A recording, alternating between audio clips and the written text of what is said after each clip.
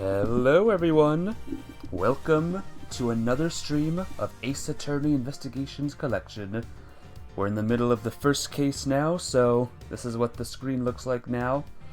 It has been 2 days since I last streamed this game, and all I gotta say is, my long wait ends now. Saying it's a 2-day long wait is kind of less epic than a 13-year-long wait, huh? Oh well, whatever. Anyway, we're back here. We're gonna find out who killed the bodyguard. Something tells me it's that guy right there, Knightley. And yeah, we're going to do the things and try and get him. Guess you misread the board. Because the only one backed into a corner here is you. Give me a second. Okay, the new corners, here's you. Well, here we go. A knight's corner. A knight something. There's no denying it. Forensics prove that the gun and the bullet are a match. The bullet that killed Rook was fired from the gun you found in the spectator area. So who pulled the trigger? It can't have been me. I was up on stage, which leaves your little friend. The hack killed Rook. She's a murderer, and you just proved it. Well, your move, Edgeworth, but just remember 2 things. 1, where you found that gun, and 2, which gun the fatal bullet came from. Whichever way you look at it, I can't have been the shooter. How did it come to this? Me and the president, we admitted to faking the assassination attempt. Now it's your turn to admit something. Who the killer really is. There's no way Tabby did it, is there? Don't let him get to you, Kay. We just need to go over his statements again. There must be something further we can deduce from them. Okay, let's do this, Mr. Edgeworth.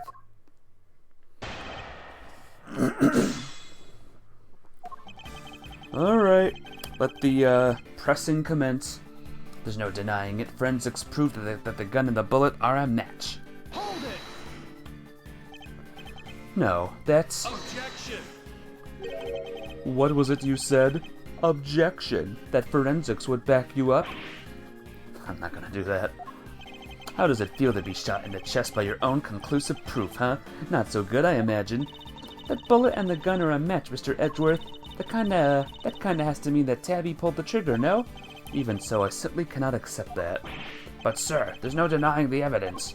There isn't. So what am I missing? If I assume Miss Lord to be innocent, then the gun and the bullet shouldn't be a match. What is it, Kay? I was just thinking, if the evidence points to something that doesn't seem possible, then maybe there's something wrong with it. You're asking me to call the evidence into question? Well, there's no way Tabby did this, right?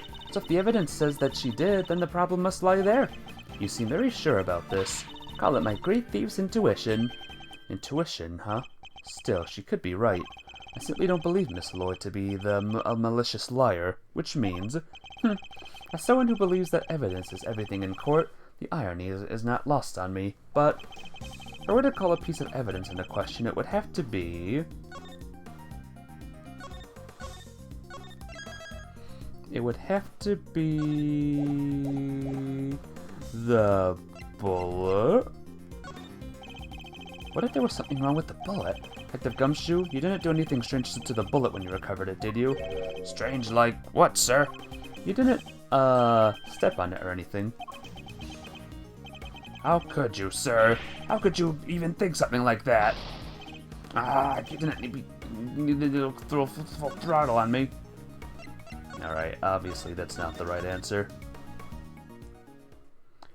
Let's try the gun, then. Loading.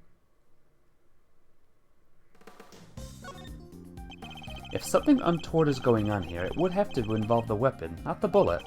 After all, we only just recovered the bullet a little while ago. Furthermore, we know that Mr. Knight had an opportunity to handle the gun. Now hand over the evidence you have gathered and remove yourselves from this plane. I'd do as he says if I were you, Edgeworth. Yeah, this can't really be the end of the line, can it? Indeed, he had ample opportunity. There's no doubt that this gun is the weapon that was used in the crime, which means it must belong to... I can't save the game. Must belong to him? One of these two? Or this guy? I don't know. Take that! Could it have been? Nope. Alright. We'll save, like, at that, like, near that part. I wish you could save on it, you know what I mean? On the choices.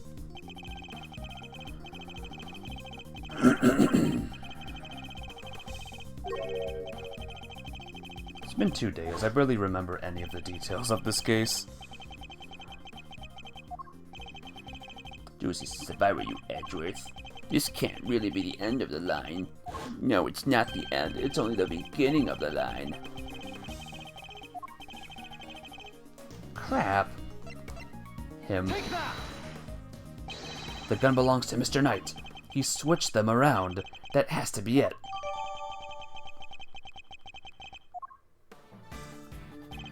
The bullet that killed Rook was fired from the gun you found in the spectator area. Hold it! Mr. Knight. No, you hold it. You were the one who proved this. Or are you saying that forensics was wrong?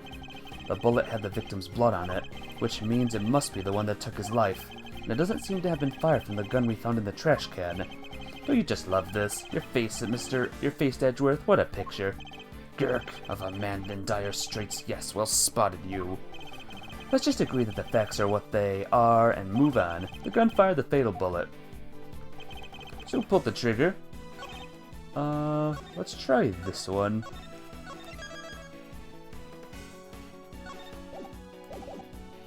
The bullet that killed Rook was fired from the gun you found in the spectator area.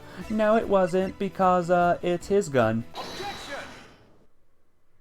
Admit it, you switched the guns, didn't you, Mr. Knight? That's why the markings match the weapon in question. It was yours all along. Heh. An intriguing move there, Edgeworth. I forgot to change the title, I just realized. Give me a second, guys.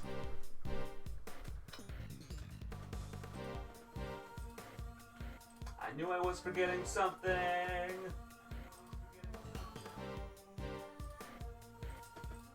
Okay. Moving on to case 2.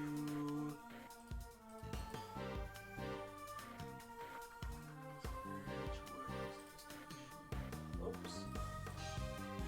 Case.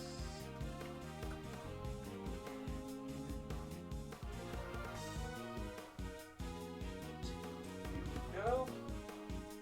There we go. All's good now.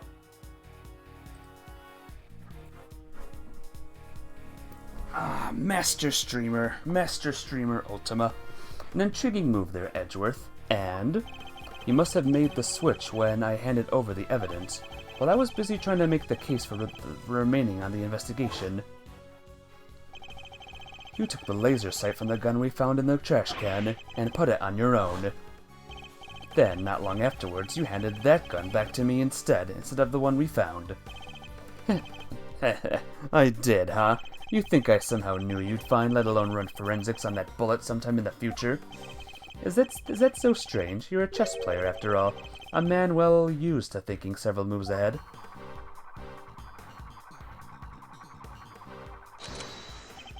I'm flattered, but much as it pains me to admit it, you're overestimating my abilities. Besides, do you even have any proof that I made the switch? The gun is the same model as mine. Weird, sure, but just a coincidence. And look, there's a laser sight attached. Also, take a look at the cylinder. 2 spent bullets, just what we'd expect to see. So what proof do you have that I switched the original gun out for mine, huh? None, that's what. You say I'm overestimating your abilities. You surprise me. What can I say? I'm a modest guy. More modest than you, that's for sure. Everywhere except at the chessboard, that is. Well, I don't see a chessboard here, do you? Shame. Still, guess that gives you a nice excuse. I didn't mess up, I just didn't have the right evidence. I don't think I'll be the one making excuses. Rather, I didn't mess up. It just got lucky with the evidence. Will be your excuse, I imagine. Okay. The gun is the same model as mine. Weird, sure, but it's just a coincidence. Hold it! A coincidence, you say? Or was it a necessity? It can't be both, pal. Sure it can. We bodyguards need to protect the president. And the girl needed to use a gun, but she probably doesn't know a whole lot about them.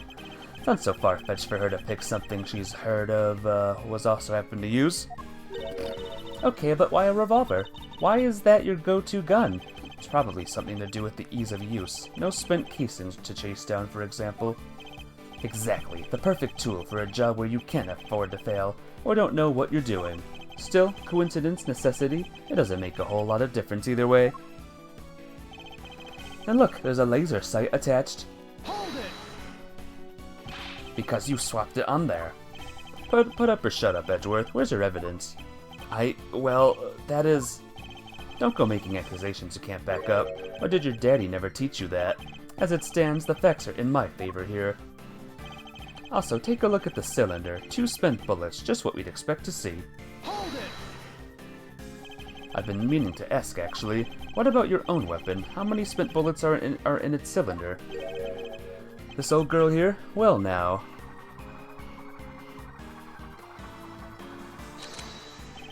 I let loose a few rounds earlier, as you saw. He reloads his gun every time he fires it?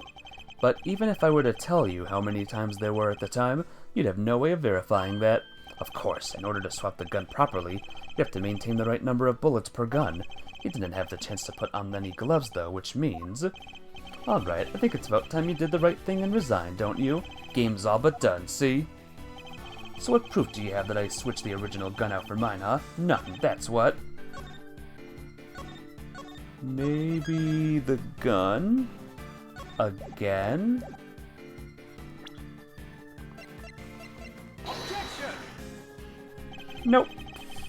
Alright. I'm gonna give it, like, a couple of attempts. I mean, it could also be something from the last testimony, for all we know.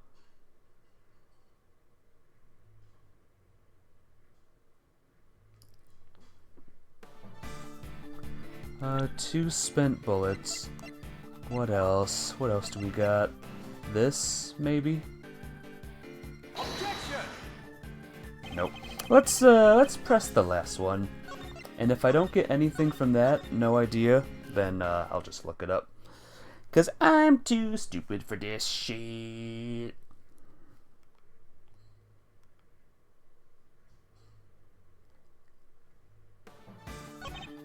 Hold it!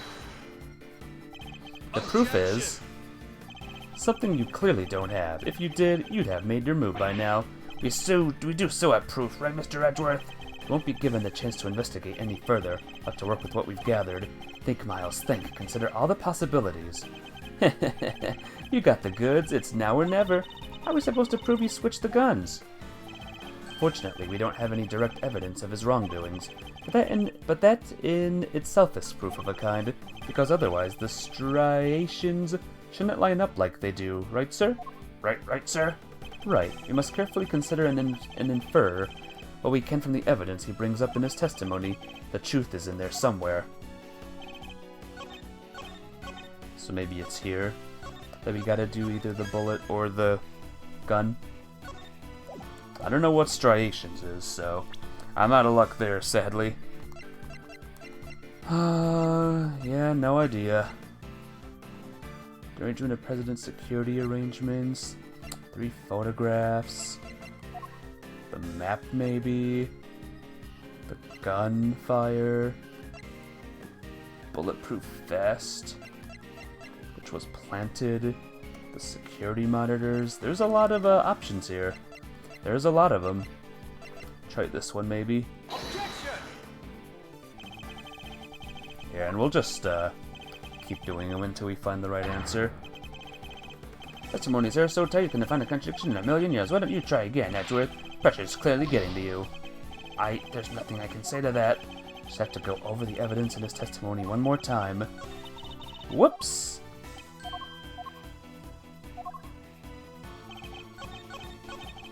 Okay, we'll try the gun again. Objection! Oh. So yeah, it is the the last one. Because I want this to be perfect, with no damage, I'm gonna go back real quick. So why can I do it on the last testimony and then I have to do it on this one? Huh? Objection! Objection. I have your proof right here. That's your proof? I think you've been working too hard, Edgeworth. Not the gun itself, the evidence it carries. Evidence that will prove once and for all that it does in fact belong to you. I'm looking forward to this. Go ahead, make your move. What about's to come to play? The rook? The bishop? Not a pawn, surely. The evidence the gun will provide takes the form of... blood, obviously. Hey, Foursquare! How you doing? What's up? How's life treating ya? Bullet markings? Bullet markings? The markings left on a bullet. Nope, guess not. Pretty neat lately? It's pretty neat lately. I don't know what neat means, but it's good to see you today. Hope all is well. Hope you're doing good, and I hope you're ready for the ending of this case once and for all. Neat means no ice. I've never heard of that before in my life. Very good to know. But glad there's no ice. Fingerprints. Namely your fingerprints, Mr. Knight. Objection! My prints? Pah, of course my prints are on the gun. You handed it right to me when you gave up the evidence. How could they not be there? Objection! What if I told you that there are prints on a part of the gun that you shouldn't have touched at any point? What? Where? We can't prove that. Oh, but I can. There is a place where your fingerprints could never have been left if things happened as you say. I'm here to present the final piece of evidence that will bring our game to its rightful conclusion. Just save the game again in case I'm wrong. Met a new girl, she's pretty cool. What kind of new girl? Like at your work, or... Talk to me, my friend, talk to me. Laser pointer? This is a laser sight. It can't be lined up with the target to make aiming a bit easier. Yes, well that is certainly true. Also increases the risk of your target realizing that they're also in your sights. Won't make me miss ulti stream. Good. Well, I'm glad you're here, my friend. She's a good friend. That's good. Glad she's good and awesome. But I bet you wouldn't realize that if it were you, Mr. Edgeworth. Why? Because I'm wearing red, you mean? Yeah, exactly. How did you guess? The part is called the grip. Oh. Bullet? Here, look closely at the cylinder, Detective. 2 bullets fired, but where are the prints we're looking for, sir? On the bullets? You did indeed switch the guns when I handed you the evidence. But if that were all you had done, your deception would have been easily detected. Sword! Sally Foursquare, that wasn't a sword. Those were bullets. Do bullets count as swords? I don't think they do. Because the number of bullets fired by each gun was different. There were 2 spent bullets in the gun we found. Yeah, but what about Mr. Knight's gun? You know that he fired 2 bullets from the stage into the balloon. No. Dang. Maybe the next case, huh? Foursquare. And he fired another bullet into Mr. Rook, ending his life. So 3 bullets in total, plus the few odd ones he let loose in shock during our little game. After each shot, he reloaded his gun out of habit, with his bare hands, of course. Grr. Officer, where exactly were Mr. Knight's fingerprints found, the ones you mentioned in your report? Sir, they were found on the exterior of the weapon, but also on the bullets themselves. I'm not sure they could have gotten there just from me handing you the evidence, Mr. Knight. Grr. That's... And there we have it. Proof that you did indeed switch the guns. This gun, the one which fired the bullet that killed Mr. Rook, is yours. And in taking his life, you are the true assassin. I didn't... Checkmate. Grr. No. No.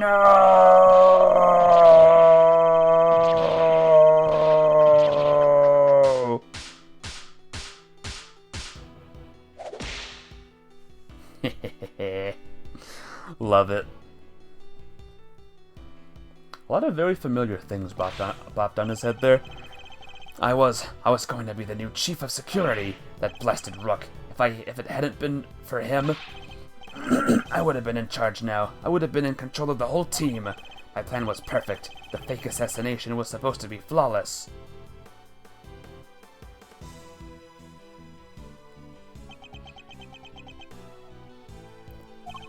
Detective Gumshoe. Right away, sir. Curse you, Edgeworth! Our game isn't over yet. I'm afraid this is as far as we go for today. The next moves we play will be in the courtroom. But it's not fair. It's not fair.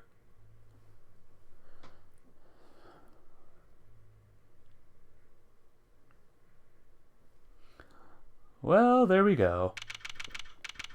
So where would this guy go on the kill this man list? He would be, kinda high. I mean, he did betray his teammate and, killed him. Not as high as other people will say. Mr. Edgeworth, I owe you a debt of gratitude. You exposed a murderer within the ranks of my own personal guard. I will not soon forget that. He's suddenly very presidential again, now that we're back outside the plane. I saw it, when I first proposed the fake assassination to him. You want me to handle it, not Rook? Rook refused, but I can rely on you, can't I? Of course, sir, you can count on me. I'll put together a plan that can't possibly fail, and he'll play his part like the pawn he is. The hatred in his eyes was plain to see. He despised poor Rook. I was not entirely comfortable about moving forward with Knight in charge of our little deception. And looking back, I think he sensed my discomfort. I can't help but thinking I had played a part in his decision to end Rook's life. Mr. President, none of this would have happened if you hadn't plotted to fake an attempt on your life. That was your crime, and it is a crime you will have to live with. You are right. I can only apologize for the part I played, and I will no doubt be made to pay for my actions in one way or another. But I thank you nonetheless. You solved the riddle of Rook's demise, and for that, I shall be eternally grateful. I will be here in your country for a little while longer yet, but when I have returned home, perhaps you will visit us in Zangfa. You will always be welcome. Alright, to Zangfa we go. The president should be on a list too, also. The kind of an idiot list. And he's very up there on the kind of an idiot list. Oh, thank you. Y'all don't know how grateful I am. All's well that ends well. Miss Lloyd, the accusation of murder made against you was of course entirely groundless. But the fact remains that you were a willing participant in the stage assassination attempt. The police will no doubt wish to speak with you about the matter. You should be aware that you may well be punished for your actions. I know, and I'm awfully sorry about everything. I truly am. I understand your desire for a scoop, but there are limits. There sure are. I got me some serious thinking to do. You didn't, Mr. Edgeworth. That was something else. Local prosecutor solves assassination conundrum. Earns eternal gratitude of president. How's that for a headline? Hey, there's my department. Mr. Prosecutor, how does it feel to solve such an important case? You must be over the moon. She certainly doesn't stay down for long. No comment. Dang, you're one tight-lipped son of a gun. So I should be. The case is not over yet. It isn't? How come, sir? Because until we unravel the story behind this, the case will never be completely over.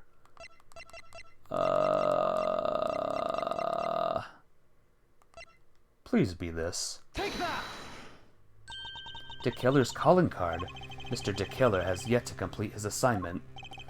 You mean he might still try to murder the president? I hope I'm wrong, but if I'm not, this could all blow up into something more sinister yet. Very true. As one would expect with the attempted assassination of a president, the case was all over the news, and my preparations for Mr. Knight's trial were constantly interrupted by requests from the press.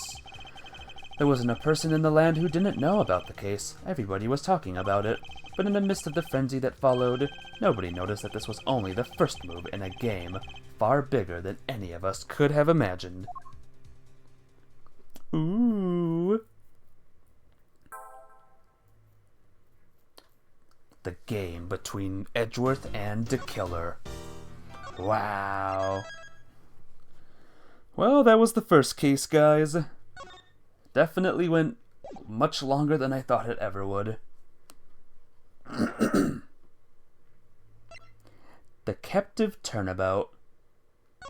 Let's do it. Here we go.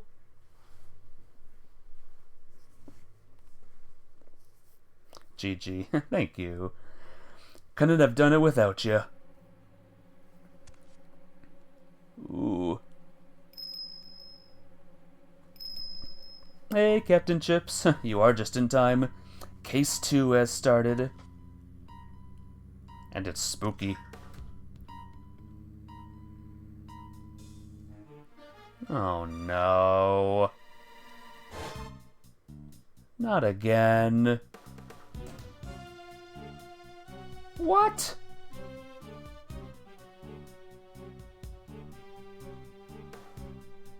I guess he's, off the kill this man list now. Oh dear, guys. Uh-oh. What's that creature? A dog! A dog was the murderer! That simplifies matters. Yeah, that sure does.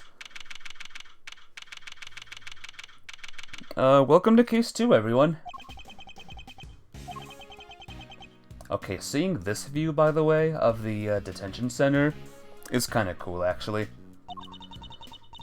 Still no sign of them, huh? Yeah.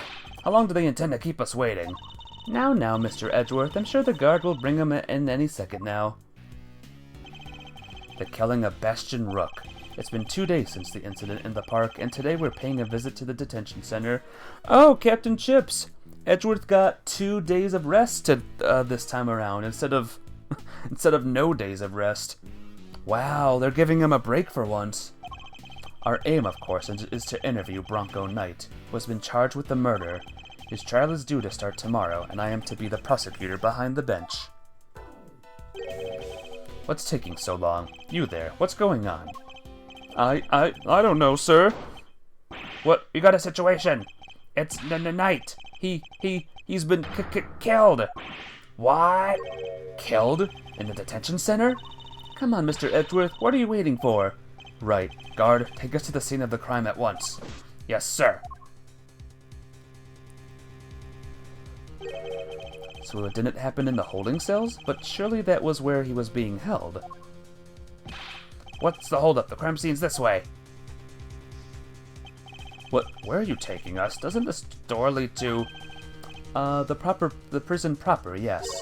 You mean those other cells aren't part of the prison? Not exactly, no. Those are the detention center's holding cells.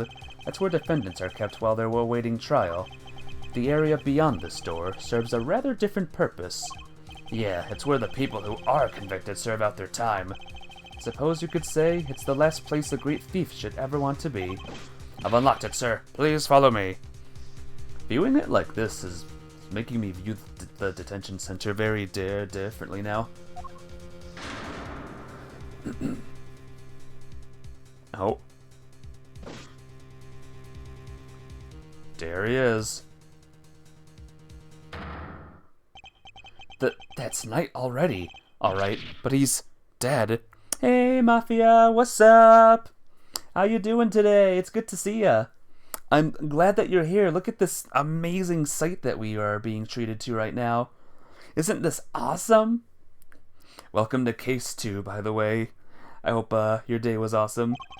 How could this have happened? How did you wind up inside the prison proper? Just got home from walking your dogs? Aww. Happy dog walking. Hope they had a good time. But this is horrible. How did Mr. Knight get himself murdered? I can hardly believe it myself, but there can be no doubting the evidence of our own eyes. And what's he doing here? I thought he was being held in the detention center, no?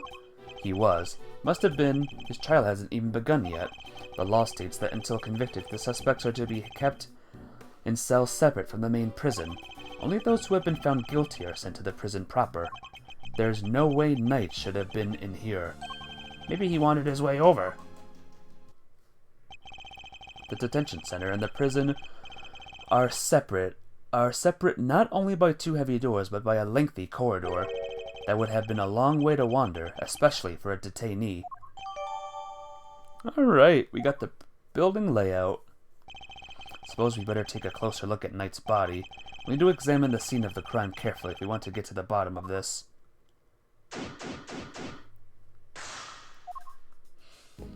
If you need to be caught up, by the way, Mafia Babe, this person was the murderer of the last case, but he's dead now. So, yeah. Yeah. This is crazy. These seem to be a list of prisoner reserves for the workshop. What are all these numbers, Mr. Edgeworth? Prisoner numbers, I'd imagine. I hate to be given a number like that. I'd rather agree. People are meant to have names. I'd much rather be called Great Thief or the Second Yatagarasu. Alright, no name for you then, I guess. Oh, and, Mafia. Kay's here! Yay! Anything out of the ordinary to report, officer? Yes, sir. There is this one thing. Go on. There's a body in the workshop, sir. He's right. That's definitely out of the ordinary. If anything ever else occurs to you, you know where to find me. Yes, sir. Arrested for murder on the afternoon of the 25th and killed on the morning of the 27th. Talk about instant karma. Never would have thought our perp would turn into a victim himself, though. Yes, I don't like this at all. You don't think it was that ice cream guy, do you, sir? Knight had seen his face, right? Maybe he couldn't afford to let him live.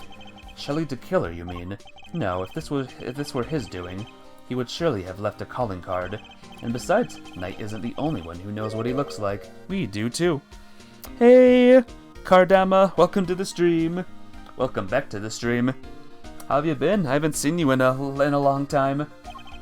Oh yeah, and I guess we're still alive, so... Still, this is a high security facility. Just don't understand how it was even possible. Guess it makes sense having the detention center and the prison in the same building. Means they can share the visitor's room.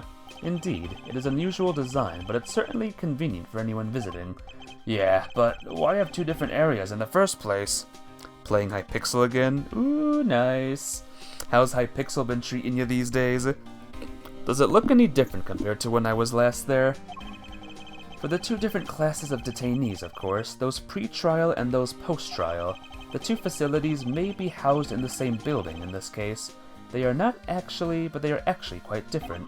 Well, all I know is that they're both cramped and dark, and don't let you leave when you want. Perhaps spending a night in each would help clarify the difference between them. No, I'm good, thanks. Everything changed? That's good. I remember I was playing for the longest time and I got bored. But maybe I'll check it out again sometime, huh? Maybe? Just maybe. This part of the floor is covered with dirt. You know what that means, sir? Footprints. Too many footprints, unfortunately. We need a specialist to identify them. Guess we just gotta wait till forensics get here. Yes, and in the meantime, if you could refrain from treading all over it. Wouldn't want to step up and get the old jacket dirty, huh? Good point, Mr. Edgeworth. Thanks. It's hard to do anything? Oh no. Does that mean it changed for the worst? Or it just changed? My concern was for the footprints, not your jacket, detective. Right.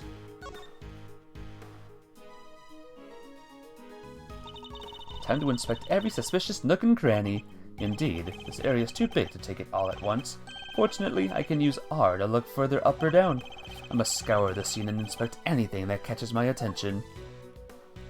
Like this big ol' hook. Looks like the pulley of some kind. Maybe the prisoners use it for work. I suppose so, yes. Okay, so I know you're going to say no, but absolutely not, Kay. You are not permitted to swing on the rope. Oh, Harg, I knew it. Harg, I should have known you were being serious. Weird having something like this in a prison, huh? A cage inside a cage? Technically, Kay, a prison isn't made up of cages, but cells. What's the difference? No offense, Mr. Edgeworth, but you gotta look at the basic nature of things more. Yes, and the basic nature of the investigation is the pursuit of accurate facts and information. I'm not seeing anything else. So, we see things here. There was a rope near Knight's body, too. Speaking of which, want to see my super stealthy rope escape trick? Thanks, but I'll let you know when I'm in need of saving. Tch. She seems genuinely disappointed. Oh, wait a minute. This makes me have a bad feeling here. These tarps are rather colorful. They kind of stand out in a room like this, don't they? They certainly don't look like they belong in a prison. Look, there's a whip on top of them. You know who that reminds me of, right? Hey, maybe it's actually hers. Maybe she left it here. Not a chance. She and her whip are attached at the wrist. Trust me. Well, well, well. I guess that's it for this area. It's a sink. Doesn't seem to contain any useful clues. Nope. No whiff of treasure either. You do know we're not actually looking for treasure, right? Something tells me Franziska will be in this game. I mean, how could she not, right? What's with all the weird equipment? I'm not sure, but I don't see anything particularly suspicious here. It smells weird, though. Kinda musky, like wet fur. I didn't know you had such a keen nose. Oh, it's nothing special, really, except when it comes to sniffing out treasure. Remind me to seal all my valuables away in airtight containers. No way, Mr. Edgeworth. I'd never steal any of your stuff. But you would happily steal someone else's. I'm not sure that's entirely reassuring. Okay. Well, these are obviously for doggies. So maybe there's a dog murderer and a dog suspect. Do you think? Bronco Knight, killed the day before his court date. You better take a closer look. Here's his chessboard. Huh? Isn't that... Oh, I've seen one of these in your office, Mr. Edgeworth. I'm sure you have, Detective. It's a pocket chess set. The victims, I'd imagine. Makes sense. He loved chess, after all. Yeah, it would have been a good way to pass the time. Alright. His neck brace is soaked with the blood from the hole in his neck. I would assume that the cause of death, and that was probably instantaneous. He wouldn't have even had the chance to cry out for help. There's a small cut on his scalp, too. Was he struck with something? Maybe he fell and hit his head after he was stabbed in the throat. It's possible, but it's too early to say with any certainty. Kay, you have your camera with you, correct? Could you lend it to the detective so that he can photograph the body? Sure thing. All yours, Gummy. Thanks. Alright, here we go. We're gonna be interrogating animals again? Oh, maybe. I hope so. Indeed, they appear to be covered in dirt. Guess he's like me when it comes to laundry. It would be a great error to think that anybody else could be quite like you, Detective. Well, what is this? A rubber glove. Yep, just the one, though. To examine it in more detail. Right. What is the deal with the end here? There's mud all over it. Maybe the prisoners were making mud pies. Wish I could have joined them. I love making mud pies. Not anywhere near my crime scene, you're not. Oh, dear. Wait, what does this say? Inmate use only, this says. Inmate use only. I guess that means that it must be one of the prisoners who was using it, right? Yes, you would certainly imagine so. The fingers are covered in blood on this side. I think we can safely assume that this glove was dropped at some time after Knight's blood had been spilt. We can? How come? Because it had been used on the floor when the pool of blood was forming. Then the blood would have flowed around it, but not underneath it. Oh, meaning there'd be only one band of blood around the edges of the fingers, and not all over the backside.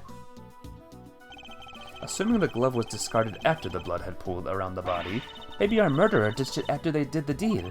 It's certainly a possibility. At the very least, whoever it was that dropped must have seen the body. You there. Yes, sir. Have you seen that glove before? Yes, sir. The prisoners wear them for work. It's strange, though. Prisoners issued with those gloves are under strict orders to keep them in their cells. They're not allowed to take them out without permission, and we always check. Suppose that would explain why there aren't any other gloves in the workshop. Okay. We're not done yet. The body is partially covered in a dirt-stained tarp, and there's a rope on top of it. Was Knight tied up with the rope somehow? We should take a look under the sheet as well. Ah, look at all the red stuff. Yes, I'd say that's blood. We should keep looking around. There's bound to be more secrets to uncover, I'm sure of it. Yeah. Oh, something's here. There's something on his finger. Let's take a closer look, Mr. Edgeworth. It's a ring, and an expensive-looking one at that. Don't even think about it, Kay. What? I didn't say anything. Okay. That didn't really help my case, did it? Did anyone see anything else?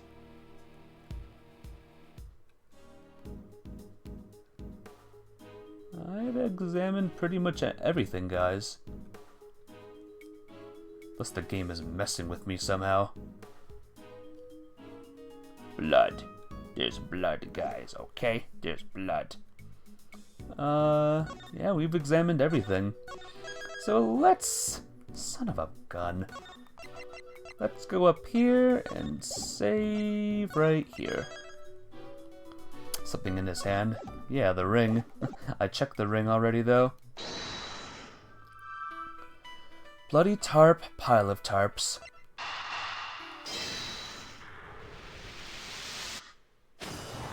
Ah! These tarps have a pretty distinctive design. In fact, it's the same design as the bloody tarp around Mr. Knight's body. Yes, you took the words right out of my mouth. Hee hee, that'll teach you not to be so careless, Mr. Edgeworth. You need to keep your treasures close when there's a great thief around. I thought you were on sabbatical.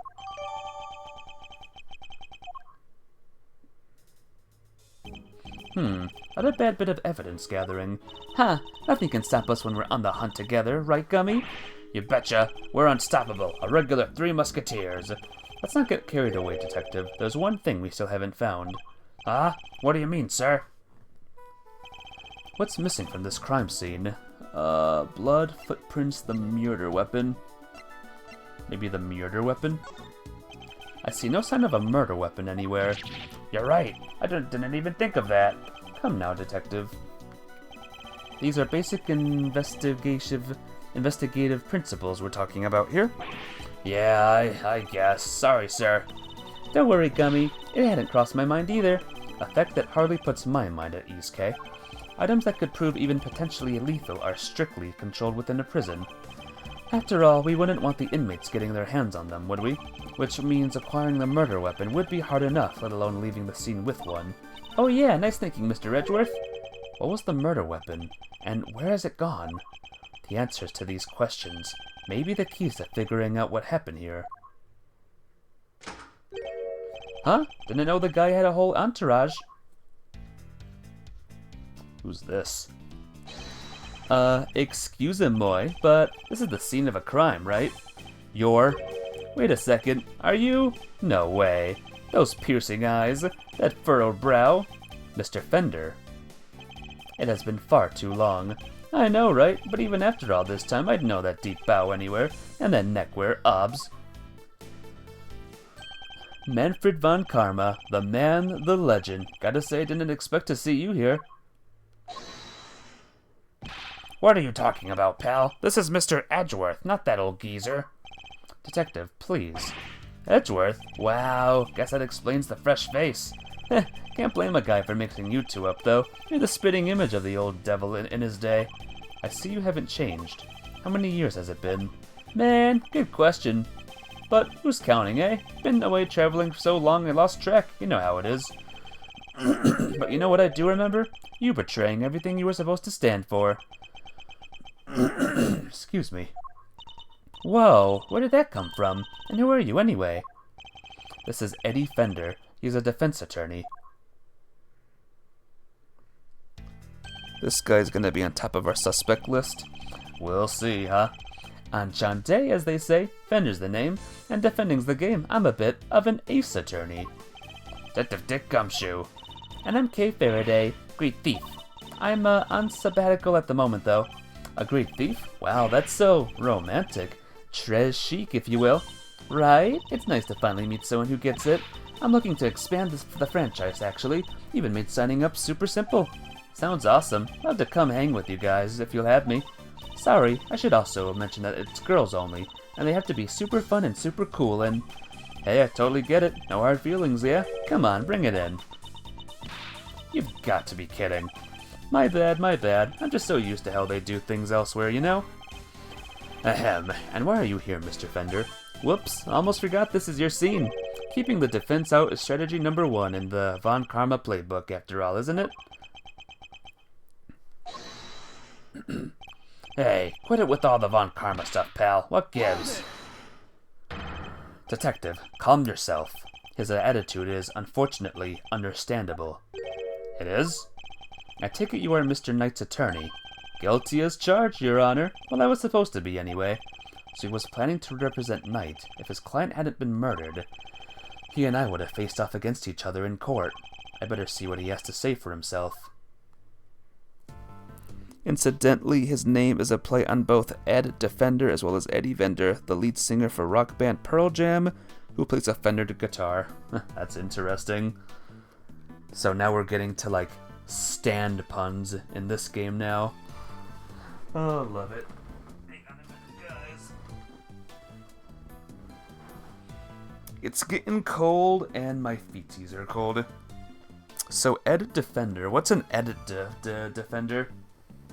Is that just his first name and Defender? Alright, what's your current case? Bro. So the victim asked you to represent him. Sure did. You were supposed to have a little chat today, as was I. But a guard showed up instead and told us that his body had been found. Just his name, Defender's his title. I gotcha. Gotta love these, gotta love the pun names. I'm as bummed about it as you. Even brought him some weenies to cheer him up. Mr. Fender, you know you can't bring food into the prison. Oh yeah, well it's here now. Want some? Little vice I picked up on my travels. So Moorish. No thank you. Fine, you do you. What are you doing here anyhow? Don't tell me you wanted to hear Knight's side.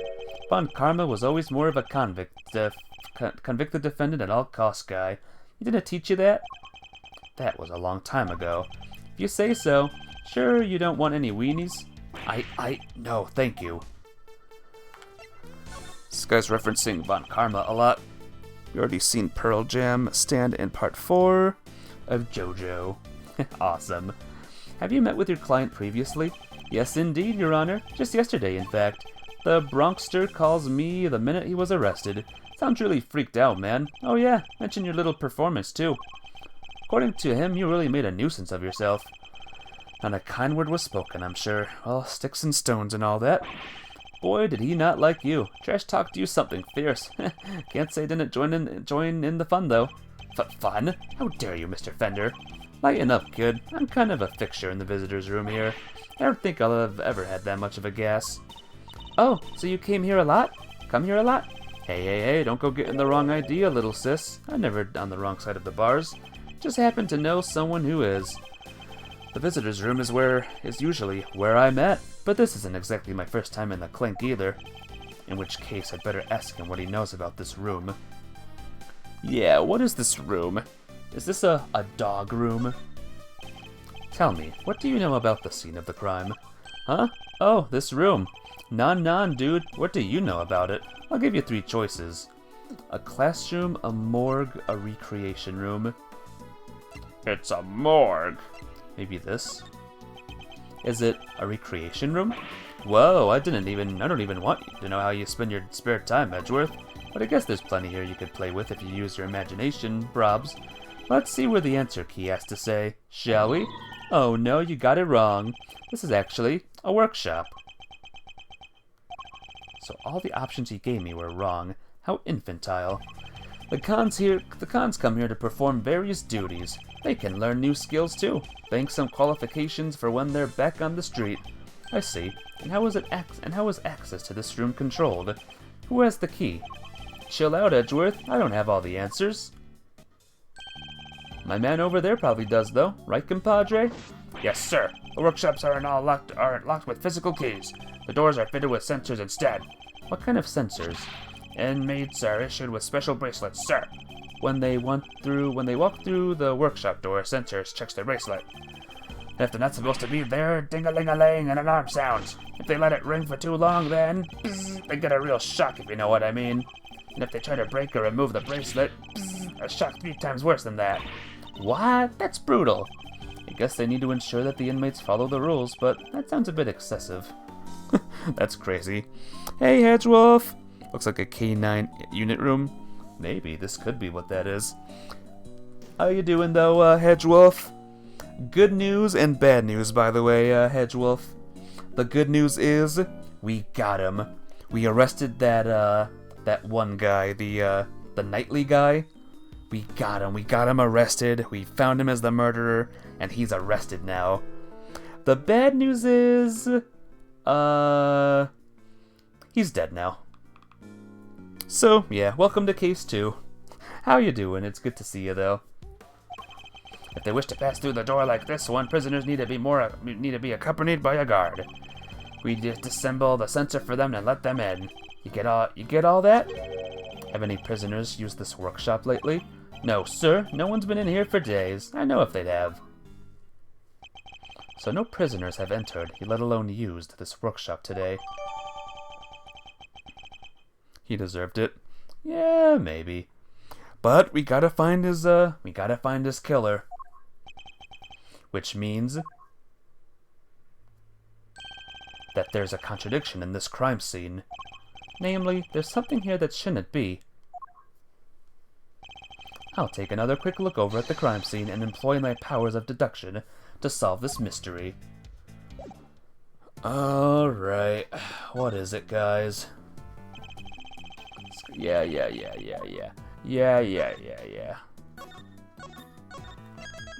Let's save the game.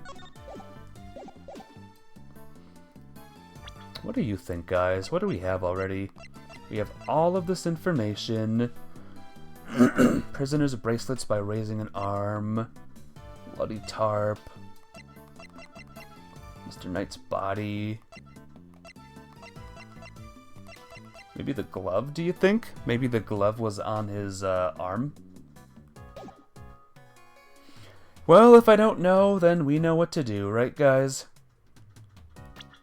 Actually, arm. Wait, stop. Let me see. The detective reacts to prisoners' bracelets. This guy's not even wearing a bracelet. Yay! Woo!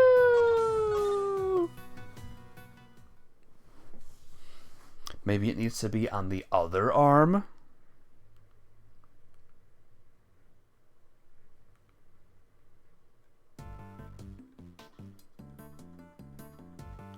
I'm not seeing a bracelet on your arm, mister.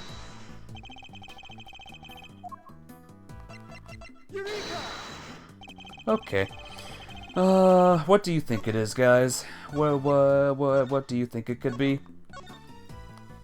Detectives in chat, what do you think it is? Because I have no flippin' idea at this point.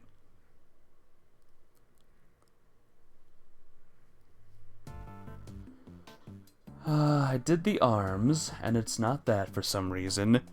Not much on this one. Okay. On to the guide, everyone. I'm sure, like, it has to be in a certain position or something. Luckily, I have the guide all ready. more or less already. Maybe the rope?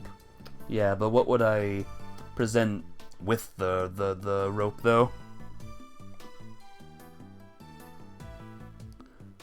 Give me a second. Beginning! It must be night. But like where on night, though? Well, let's see, guys. We're gonna find out in a couple of seconds. It is apparently the glove. So I was right. It was the glove and the sensors.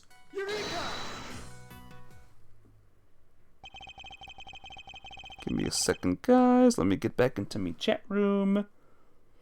Alright.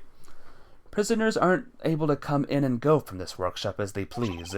The door sensor would detect their bracelets and the alarm would sound. What's more, according to the guard, no prisoners were authorized to be in this room at all today. And yet here we have a rubber glove of the kind issued to not inmates. This is a clear contradiction. So where did the glove come from, sir? I don't know, Detective. Not yet, anyway. All I know for now is that the glove is a valuable piece of evidence. Yay! You, apart from prisoners and guards, who else has access to this room? No one, sir. This is a prison, after all. Prisoners and guards are pretty much all there is. Mr. Fender? Come on, don't play us like that, friend. We both know that's not true. You know as well as I do that prisoners and guards aren't the only ones who can come in here. Huh? Oh, do you mean... But, sir, they're... Mr. Fender, would you care to get to the point? Who exactly are you talking about? What? You don't have a pair of peepers in that hard head of yours? You didn't see them on the way in? Wandering about in the corridors, chilling with their buds? I bet if you mosey on out of the door right now, you trip over one of them before you even take a step. Listen, pal, we have just about enough of your baloney. Take a chill pill, big guy. I'm on your side. You know, for such a wide fella, you have a very narrow mind. What did you... Hold it! Detective. Sorry, sir. Look, just follow me, okay? Seeing is believing, isn't that what they say? Is it time to see the doggos? Look at this place. Is this a dungeon? Is this a jail or a dungeon, guys? This is no ordinary. Here the humans share their spaces with some special friends. There's a monkey here. A monkey, donkey, rabbit. Oh, it's the rabbit, guys! Oh, it's the rabbit! Run away! Run away! And a kitty and a pig. Here the humans share their space with some special friends. Animals? Yep, furred and feathered fellows of all shapes and sizes. Guard filled me in on how it came about. Seems they decided to try a little experiment in animal therapy a few years back. This cons are assigned to a critter each, a buddy to help keep their spirits up. Really? Wow, that sounds like so much fun. Plus inmates can even earn pet care qualifications if they go through some job training with the animals. Oh, that must be what all the equipment in the workshop is for. You got it. Room set up specially for that training stuff. So, when you said somebody else could have been at the scene of the crime... Exactamundo, big guy. I was talking about these guys. That just means you're still talking baloney. What would an animal do with a rubber glove? Good question. All I'm saying is that it was possible. The rest is Mr. Prosecutor's problem. Mr. Edgeworth, sir, if you're going to arrest this piece of baloney, just say the word. Let me get this straight. Are you saying these animals can wander freely around the prison? You know those sensors on each of the doors? They detect the prisoner's bracelets and sound the alarm when somebody goes a walkabout. Well, for our furry friends, it's the other way around. They're fitted with microchips that open the doors right up. They are? Uh-huh. They're implanted just under the skin around the shoulders. Big needle, quick jab, and voila. What? Doesn't it hurt? Nope, they don't feel a thing. That's what they tell me anyway. Now where was I? Ah, right, so the point is they're not the baddies here, so there's no real reason to punish them. It's ironic, really. Here in this institution where the humans are caged, the animals are free to roam to their heart's content. Hello? Baloney. Bologna. How you doing, stars? How you doing? What's up? Explains the dog in the intro. I know. I wonder if the dog was the knight's partner. They're not completely free, though. They can't leave the prison proper, but for one thing, no sensor on that big mother of a door out, you see? Huh? Huh? What's that tinkling sound? Sir? There's that bell. Oh! That's a big dog. Just look at that thing. And is that a bell around its neck? That explains the sound, I suppose.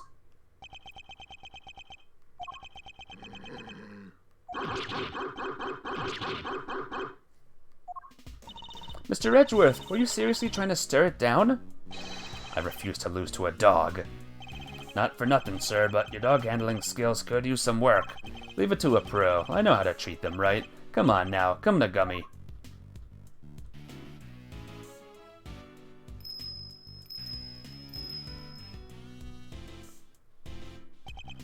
Man, ignored by a dog. That dog was certainly very different to the other animals, and it seemed to have a real thing against me, and only me. Alrighty then, you met the menagerie. What's next? Guess we better interview some witnesses, right, sir? Indeed, we need more information regarding what was happening around the time the body was found. Let's start with that guy. Hey, you in there in the cell. Look at this chap. Ignored again. Hello, we were wondering if you might be able to tell us anything about this morning's incident. Edgeworth, really? Yep. Edgeworth backs down from no one. Is anyone else a little afraid of this guy? Not a big talker, huh? It's alright, man. I'm on your side here. Let's start with a handshake, huh? Maybe a hug to break the ice? Seconds. Out. What's that supposed to mean? Hey, I get it, man. Not everyone's the hugging type. I'm cool with that. Oh. Oh my gosh. Round 1. 10 reps each. What is this man up to? I better see what he has to say for himself. Your name? From the blue corner, it's Rocco D259 Carcerado. Carcerado? Rocco Carcerado. I'm probably saying that name wrong. Don't mind if I keep moving, do ya, boss? Fighter can't let his heart rate drop, see? Doesn't look like there's any danger of that. Don't you worry, you'll lose too much weight doing all that. Gotta make weight before a fight, boss. Won't even make it into the ring if you don't. So wait, I get it. You gotta be a boxer, right? Was, back in the day, but it's good to stay fighting fit. Leastwise, that's how I see it. So is the bear part of your training too? Hee hee, looks kinda like an apron. It's so cute. I could have been a contender. Huh? Carcerato, you said it about right, means prisoner. I could have been a contender. I don't get what the pun is here, sadly. Ain't nothing cute about Teddy. Kid's my partner, see? This here polar bear keeps me on my toes. He seems to have loosened up a little. Now's my chance. Where were you and Teddy at the time of the incident? Come on, boss. I ain't no stoolie, and I don't know nothing nohow. I'll be the judge of that. Please answer the question. You punch drunk or something, boss? I told ya. I don't know zip. Arg, so he won't play ball. Guess there's only one thing to do, huh, Mr. Edgeworth? Indeed, the more he protests his ignorance, the more certain I am that he's hiding something. Alright, let's see exactly what you do and don't know. Shall we, Mr. Carceredo?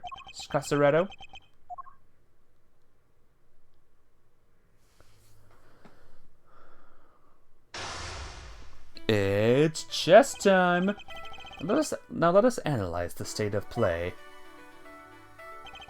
He adopts a boxing stance when he's on high alert. My guess is that things won't go well if I push too hard at such moments. When my opponent is on the offensive, I should remain calm and bide my time. Alright, let's save the game in case things go bad. The pun is that he's a prisoner named Prisoner in Italian. The joke otherwise... Hello, Riotener, welcome. Happy lurking. The joke otherwise is that he's an Italian boxer. Italian boxers at one point in time at least usually had strong connections to the mob. So it's just prisoner, prisoner? I don't know. This is one of those over my head nicknames. He's bound to reveal an opening eventually, which is when I'll need to pounce. First, let's see if our friend here knows anything about the incident. I'll start by asking about his movements. I'm bringing this fight to an end before he knows what hit him. Mind chess. Commence! Why don't you start by telling me what you've done today? You will answer me, Mr. Carceretto. What? You wanted a shot at the champ, is that it? Then put him up, pal. So, by time. Throwing in the towel already? That's gotta be a record. Fisticuffs is hardly my style, but I'm more than happy to take you on in a game of chess. Incidentally, don't you get tired ducking and diving like that all the time? You think I don't got the stamina, kid? Oh, just you try me. So he's still in oh no he's not, is he? I don't know. Haven't you noticed yet? You're backed into a corner here. Alright. It looks like he was like resting a bit and not like completely on the defensive. Yeah, these chess pieces, I don't know if I like this mode, to be honest. I don't think I understand this mode at all.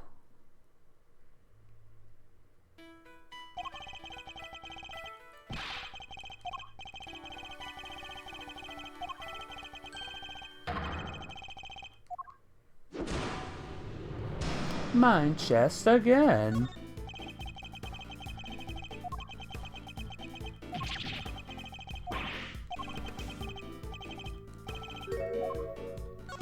I'm gonna save right here, just in case things go wrong.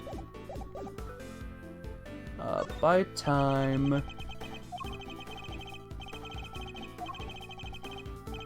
Uh-huh.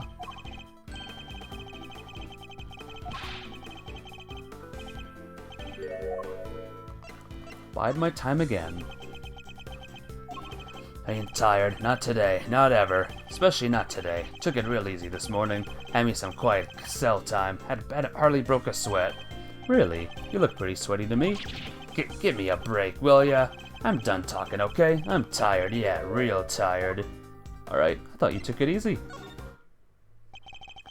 You may have kept your boxing skills sharp, Mr. Carceretto, but I'm afraid your lying needs quite a bit of work. Tired? Really? I hardly think that's possible, especially not after you just told me about your quiet cell time this morning. Oof, we gotta be careful here, Teddy. When this guy lands, he lands. Oh. He's hiding something, I'm sure of it. I should try asking him about what was happening at the time of the incident, both in and out of his cell. If he's got his hands up, then you need to bide. I won't need to use my fists in the next round. No, I'll deliver this knockout using carefully chosen words alone. Training weights off, here we go. Yes. Do you remember what you were doing at the time of the incident? I was, catching some Z's. We both was. This incident happened only a short while ago. You seem wide awake, all things considered.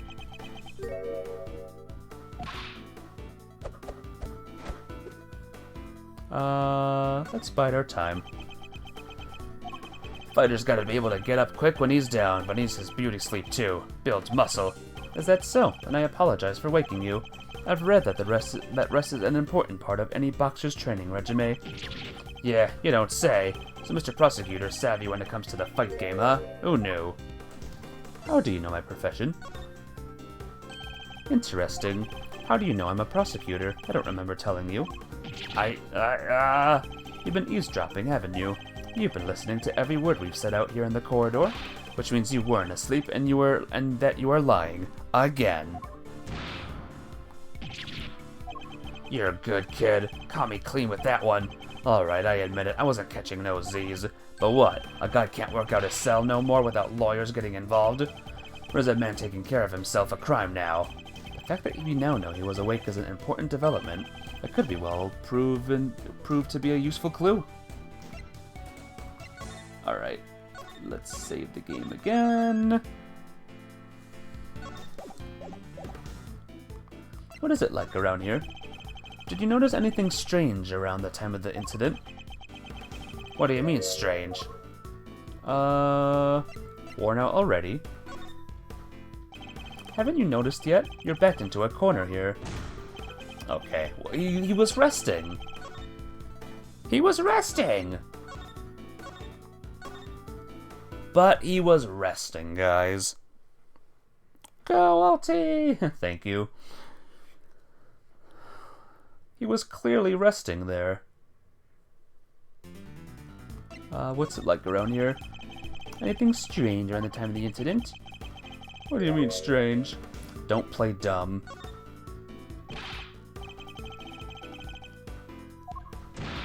There we go. So it's just like a guesswork for what the right answer is. Wish I could help you, boss, but I was asleep. We both was. How to deploy my clue? You were exercising. Enough of your barefaced lies. You weren't asleep, you were exercising. You told me as much yourself. Oof, a counterpunch, huh? Should have seen that one coming. It seems they have you on the ropes, Mr. Carceretto. It's time to come clean about what you know. Alright, you don't gotta shout about it. Stopping around like you own the place. Teddy and his paws have been scared enough this morning already. Pause again. Or save, rather. Already.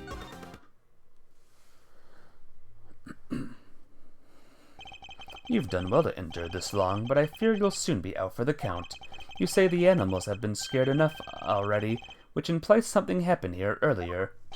Well, what was it, Mr. Carceretto? Quit it, will ya? I'm getting shellacked here. Fine. Somebody yelled, okay, really loud. Somebody yelled, okay, real loud, real scared. Got all the little guys scared, too. Yeah, laugh it up, Mr. Big Shot Lawyer. Let me see you do said the same thing in the ring. Checkmate.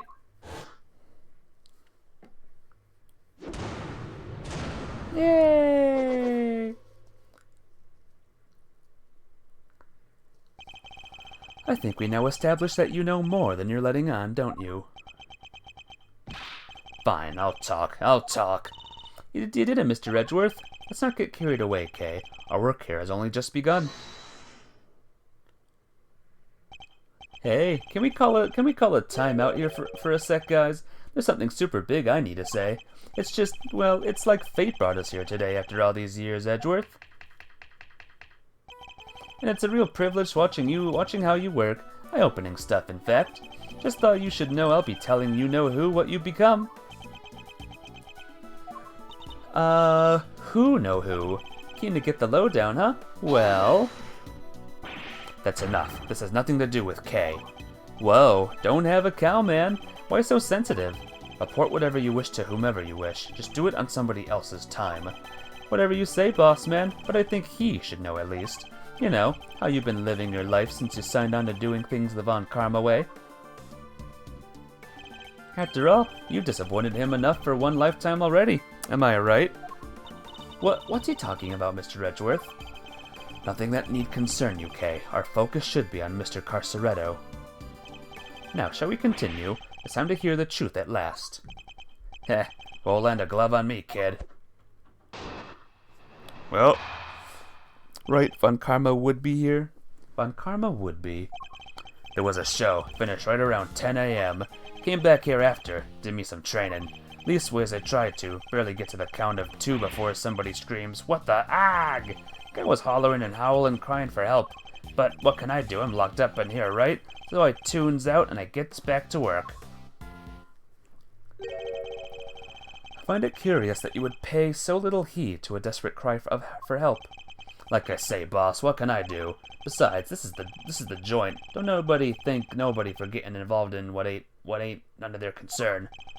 I hear you, brother. Best you could do is rubberneck from in here, them there anyway. Am I right? You mentioned training, Mr. Carceretto. I can't help but notice how well equipped your cell is. There's a guy, the Fixer they call him. What's a fixer? Fella who can get his hands on just about anything you need for a price. No way. I think you can find me a... Perhaps, Mr. Carceretto, what you ought to ask for is a beginner's guide to giving better testimony. Because I can promise you that you'll be down for the count in one. You put me down? Try it, you bum. And what am I, chopped liver? Was that whip in the room his? When you say his, do you mean this guy's? Or Von Karma's? It was a show finished right around 10 a.m. Von Karma? Do you mean... Yeah, I guess you do mean the original Von Karma. I have no idea. Hey, Blue Thunder! How you doing today? Welcome to another Asa Investigations Day. How have you been? It's good to see ya. Hold What kind of show was it exactly? Depends on the day. They bring them in from outside, see? Singers, dancers, all kinds. Give us cons a little something to look forward to. Nice, that sounds like fun. And you went along to see today's show? Sure I did. Can't miss a chance to get a glimpse of the outside world now, can I? Then it was over. Came back here after. Did me some training. You're okay? Nice. Do anything fun today, Blue Thunder? What did this training involve? Let me see now. Today was stamina and rhythm work, which means jump rope. What? In that tiny cell? Ow. What about Teddy? Isn't that dangerous for him? Kid's no dummy. Second I get my rope out, he jumps up and holds on tight. You jump rope with a polar bear clinging to your chest. I told you, didn't I? We're partners. And besides, a little extra weight's good for me. Anyway, I started jumping rope. Leastways, I tried to. Before we got to the count of 2 before somebody screams, "What the ha!" Tell us more about the scream you heard. It was the scream of a guy about to scream his last. And I should know. Well, there, good buddy. There's a time and place, you know. So it was clearly audible. Guy backed into a corner, fighting for his life. You ever hear something like that, boss? Well, I have, and yeah, it was clearly audible. Teddy's a great boy. He's a good bear. Are polar bears, allowed? Would they be allowed in jail? You watch Pokemon Horizons? Ooh, I hope it was good, Blue Thunder. Guy was hollering and howling, crying for help. That's all you heard? There was nothing else? Nope, nothing much anyhow. So there was something. What else did the victim say? You have to tell me. Oh, I do, huh? Why don't you come over on here and see if I can make you squeal like he did? Whoa. Forget the kid here. He doesn't know when to quit. Come on, Miles, apologize to the good man.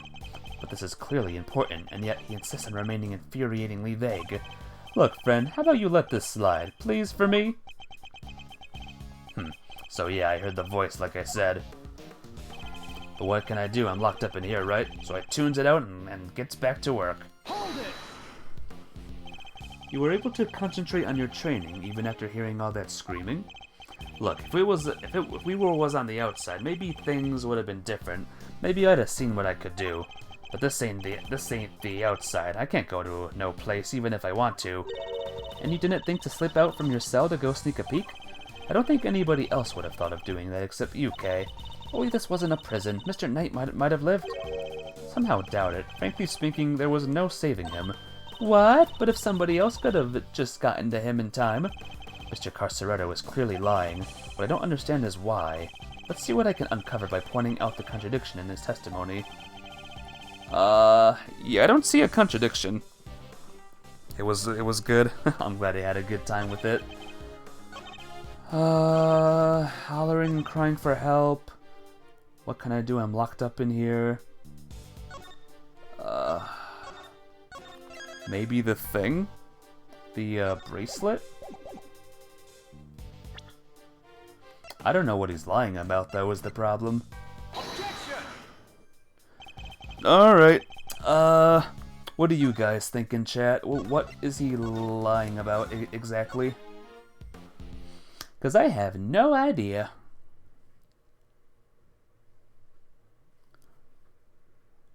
I don't know what we're trying to prove here.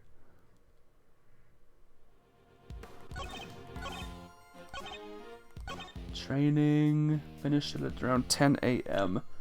Does that have to do with the time, maybe? We didn't get an autopsy report, though. Does anyone know? I'll give you like a couple seconds to respond, because I don't want to stay here forever. I have no idea. I flat out have no idea what the right answer is here. Covered in dirt, small cut on his scalp. Map of the facility. Maybe this? Got nothing. Alright, guide time. At least let me look up what the right thing to press him on is, or the right thing is. Yep, those of you watching this for the first time or for multiple times, I'm stupid. Sorry. Sorry, bro.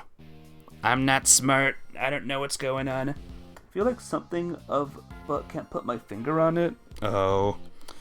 Well, I certainly don't know what it is either. Present Mr. Knight's body. Okay. We have the right answer. It's Mr. Knight's body somewhere.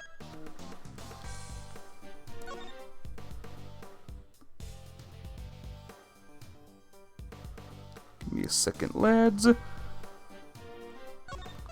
I save it already? I don't even remember. No, I saved. No. Oh no, we're fine. So we have to do the body on a certain one. Instantly killed. Oh, killed instantly. Ugh, like I don't know this stuff. I can't remember details like that. Are you listening carefully, Mr. Carceretto? Huh? You trying to be cute or something? The victim died from a wound to the throat, and very quickly at that. He had neither the time nor the ability to scream as you claim he did. You say you heard the victim's cries, and yet that would have been impossible. But there must have been a scream. He said there was. So he wasn't lying, he was mistaken. He said there was? Nah, quit looking so smug, will ya? Fine, I admit it. I didn't hear nothing, alright? But the guy in the next cell did. He told me so. The next cell? Uh-oh. Oh no, guys. I see someone very familiar just now. You mean... Huh? What do you want? I heard a scream. What of it? We came back from the show and they put us in our cells, same as always. Did you see the animal that I just saw? The burb. The burb is here. Then, just like I told this guy, I heard it. A scream. A real scary one. Scary how exactly? Didn't tell him this part, I guess, but it was kinda like... Eek! Someone, anyone, come quickly. He's... something like that. Well, I guess it's safe to say that probably wasn't the victim. Indeed, it sounds more likely to have been the person who found his body. Ah, that explains it. So Mr. Carceretto was telling the truth, more or less. Is that really the case, though? Are there really no problems now with his testimony? Knowing us, yes, there's a problem. There is a problem. I'm afraid a new problem has reared its head, namely, why didn't you hear the scream yourself, Mr. Carceretto? Yeah, what gives, pal? How come you didn't hear anything when your neighbor heard it clear as day?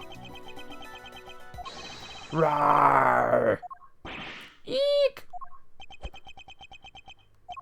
What do you think, I did the crime or something, huh? From inside of this here cell? Guy died over there in the workshop, in case you forgot.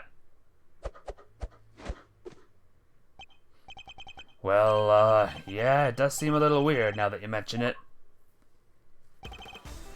He's right. Neither of us could have done it.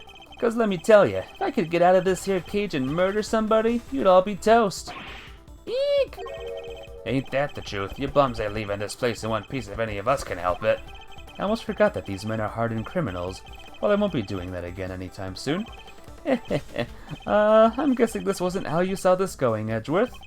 What's my next move here? Won't get much more out of them in this state. Who said that? Who's there? Who are these two?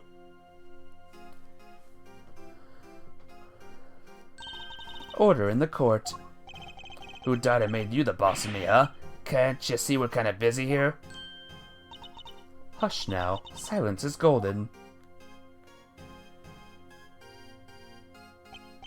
It is? Your hand, if you please. By the powers vested in me, I hereby sentence you to blissful silence.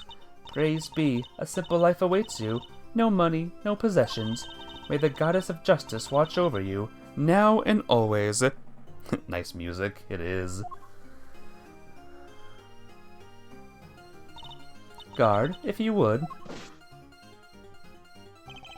Looks like you'll be spending the night in solitary, buddy. What?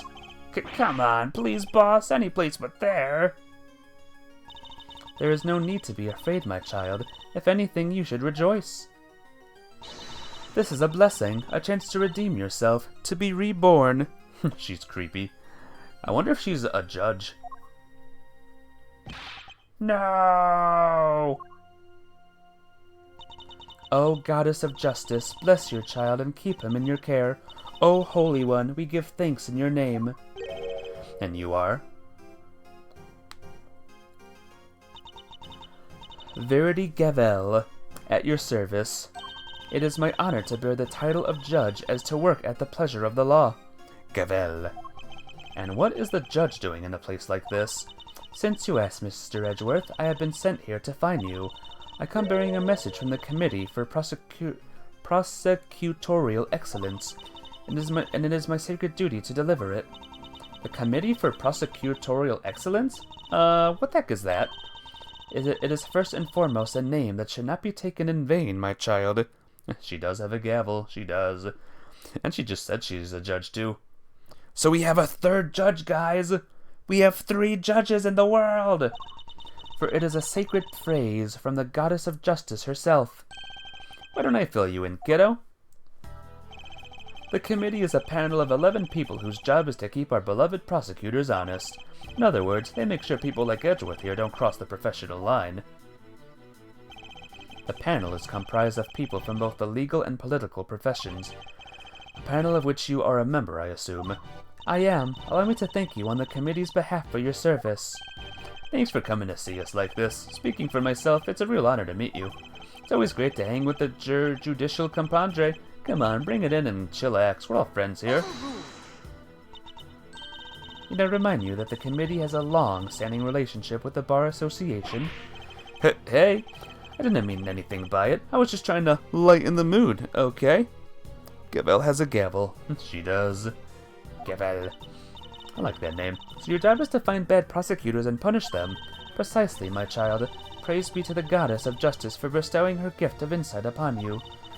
The committee has the power to remove problematic prosecutors from cases, and should a prosecutor truly unworthy of the title be brought to our attention, we are vested within the power to confiscate the prosecutor's badge. And what does the Committee for Prosecutory, whatever you said, want with Mr. Edgeworth? We're in the middle of an investigation here. Objection! Who's this other guy now? Pitiful. You really don't know, do you? What an ignoramus. And who are you, pal? Winner. Eustace Winner. Prosecutor extraordinaire. Though you might know me as just the Winner, a name they call me down in the prosecutor's office. With great affection, I might add. I have never heard of you. And how about Detective Flatfoot over there? Nope. Name means nothing to me. Edgeworth run.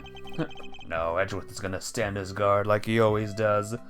'Cause he a boss. Well, it's to be expected of an ignoramus, I suppose. Ignorance is as sweet, as they say, so I'm sure most things mean sweet nothings to you. Ignorance is bliss, Winner. I don't think sweet nothings means what you think it means. It is entirely natural that you aren't yet acquainted. Eustace only joined us just last month. So he's nothing but a rookie? I'm not just any rookie. I am a winning rookie. Which he will prove himself to be in due time. Now let's cut to the chase. I'm here to clean up your mess, Edgeworth. What do you mean? What mess? I fear I know exactly what he means. The committee sending an envoy with a new prosecutor in tow. I suspect I know what you're getting at, Winner. But I'm going to need a few more details. Would you mind explaining, Judge Gavel? Very well. By the power vested in me by the Goddess of Justice, I hereby declare that in the matter of the incident at the presidential address and the murder of Mr. Bronco Knight, the committee hereby decrees that the prosecutor Edgeworth be relieved of his duties and replaced by Prosecutor Winner. Here ends the verdict. Another prissy idiot prosecutor. Exciting. Yay! Oh. What? Mr. Edgeworth is off the case? Just like that? Judge Gavel, I believe I asked for an explanation. No explanation is required. The guilty verdict is in. The goddess has spoken, and her judgment is final. And what exactly have I done to warrant being taken off the case? Come now, Mr. Edgeworth. Claiming ignorance of your crimes will not serve to lessen your guilt. You boarded the presidential plane, violating the principle of extraterritoriality, and while there, you performed an unsanctioned investigation and subjected a visiting foreign leader to questioning. You are one wrong move away from causing a major international incident. Whoa. You vastly overstepped the authority of your office. To call it an abuse of power would be no understatement. Sensing another conspiracy? Oh, yeah, there might be one here. Probably. I don't deny that I may have pushed the boundaries where certain rules were concerned, but there is also no denying that certain risk must be taken if one is to arrive at the truth. I refuse to concede that my actions were inappropriate. Then what you are saying is that the ends justify the means, that rules can be freely ignored. That is a very dangerous way of thinking. I mean, remember that Professor Means guy that isn't part of the equation yet? The law is absolute. It is not to be bent to your whims. Forgive me, but not all of us believe as you do. Is that so? How unfortunate. Still, it changes nothing. When a trial ends, the hammer falls. Be you defendant or attorney, even if the verdict seems irrational, nothing more can be done. Nothing, that is, but to give thanks for the Goddess of Justice's divine grace. Unless you wish to appeal, to do so would be to risk your badge, of course. So they mean to take my badge if I don't play along. Whoa, tough break, Edgeworth. I see you've accepted your fate. Good. Guards, if you would be so kind as to escort him out. No, stop! What are you doing, detective? I'm in charge here now, so you'll do as I say and move out of the way. What? You're not the boss of me? Unluckily for you, Flatfoot, that's exactly what I am.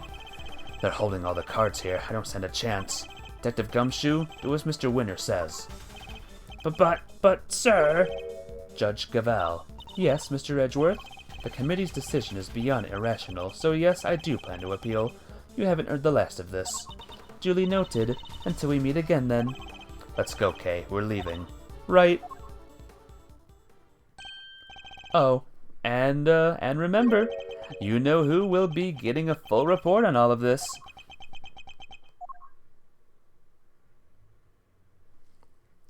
But Polly... We're technically invited onto a plane, at least.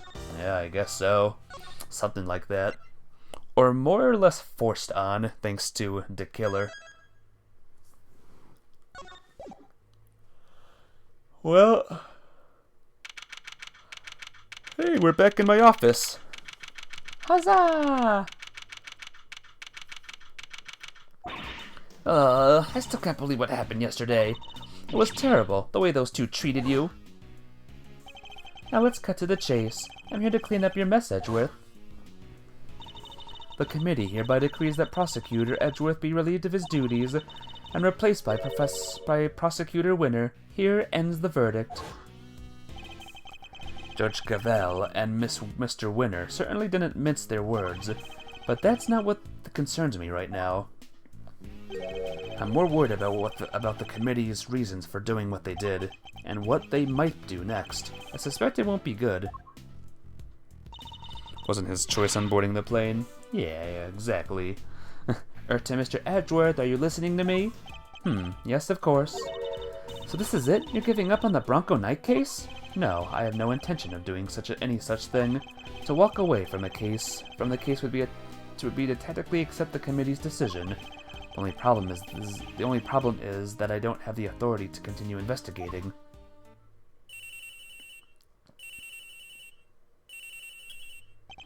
Yes, what is it, Detective? I've got some bad news, sir. Word down at the precinct is they just arrested somebody for Knight's murder. What? Do you know who it is? No, but I heard they're being held in the detention center. Maybe you could go talk to whoever it is. Good idea. Let's get down there, Mr. Edgeworth. Even without the authority to investigate, surely I can still pay a suspect an innocent visit. All right, we're on our way. Me too. I'll see you there, sir. Won't you be missed, Detective? Nah, everyone's busy in the prison going over the crime scene anyway. Good, then we'll see you shortly. Yes, sir. Come on, Kay, let's go. You got it. It's Larry. Larry Butts is the one. It's Maya Fey. Maya Fey is the suspect this time. Why was she here? Still no sign of them, huh? Indeed. Wait, this is just like the last time. Please don't tempt fate like that. No, I can't. I just can't. Sure you can. I told you it was just a pair of visitors. Who is it? Sounds like someone really doesn't want to see us. What the heck is this person? No. Just talk with them, please. But, oh, one of them's a prosecutor, right? Aren't they all super scary? All they do is stare at you, right into your soul. Ah, you must be the suspect in the... Eek! See, I told you! Okay, why is this man so flustered? Probably because you're being you, but I guess that's just how you are. Thanks for clearing up absolutely nothing. Hey, Mr. Suspect, you doing okay in there? I just want to have a little chat with you. No biggie, right? Who are you? I'm Kay Faraday, Mr. Edgeworth's trusty sidekick. It's just a part-time gig I'm doing while I take a break from my real job, though. Funny, I don't recall ever employing you. And that's Mr. Edgeworth. He is a prosecutor, but he's not going to stare a hole into your soul or anything. Oh, please. Really? Really?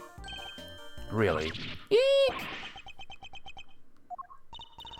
Anyway, can you first please tell us your name? It's Saint. Simeon Saint. Well, nice to meet you, Simeon. You can call me Kay. Everyone else does. Prosecutor Miles Edgeworth, I would like to ask you a few questions, if I may. Please, Simeon. Lord. Question is how he made it into the prison. Good question. Are you a criminal too, Simeon? Am I saying that right, by the way? Simeon? We're trying to help you, I promise. Really? Thanks to Kay, it sounds like we might finally get some answers at least. No idea what the joke is here. This is a weird dude. Perhaps you could start by telling us a little about yourself. Who, me? But why would anyone want to know anything about me? I'm boring. I'm nothing. I'm a nobody. Do you have a job? Oh, well, it's hardly worth mentioning, really. I'm your average corporate pencil pusher. It's just like everybody else. Honest. This is going to take a while. About you and Mr. Knight. Just when I thought we were making progress. Okay. So, Simeon, did you know Mr. Knight? Come on, you can tell me. Maybe he's supposed to be a good guy, so... Saint. He's a saint. And Simeons are like monkeys, right? So maybe he's part monkey? But Bronco? Yeah, I knew him. We were friends. Interesting. I wonder if he knew that Knight had been arrested. And, did you know Mr. Knight had been arrested? Yeah, I even came to visit him. He came to see Knight. I wonder when that would have been. And when was that, Mr. Simeon? It was the day before yesterday, around lunchtime. I came as soon as I got the call from the cops. The police called him? Why? How come the police called you? They said Bronco asked them to. That he needed a favor. A favor? Uh-huh. He wanted me to bring back his chess set, the pocket-sized one. So I went by his place and then I came here. A chess set? A chess set? Is it just me, or is she getting better at stealing my thoughts? You do know everything you think is written all over your face, right, Mr. Edgeworth? Or you do know, rather. Kay's reading Edgy's mind. She's a mind reader. Hee, I'm not a mind reader, just an expression reader. Amazing, right? Don't you just love having a sidekick as helpful as me? And have you read what my next move is going to be? I sure have. There's something you want to show Simeon. Indeed. Let's present it to him and see what he has to say about it. My badge! What? No, I can't. I couldn't.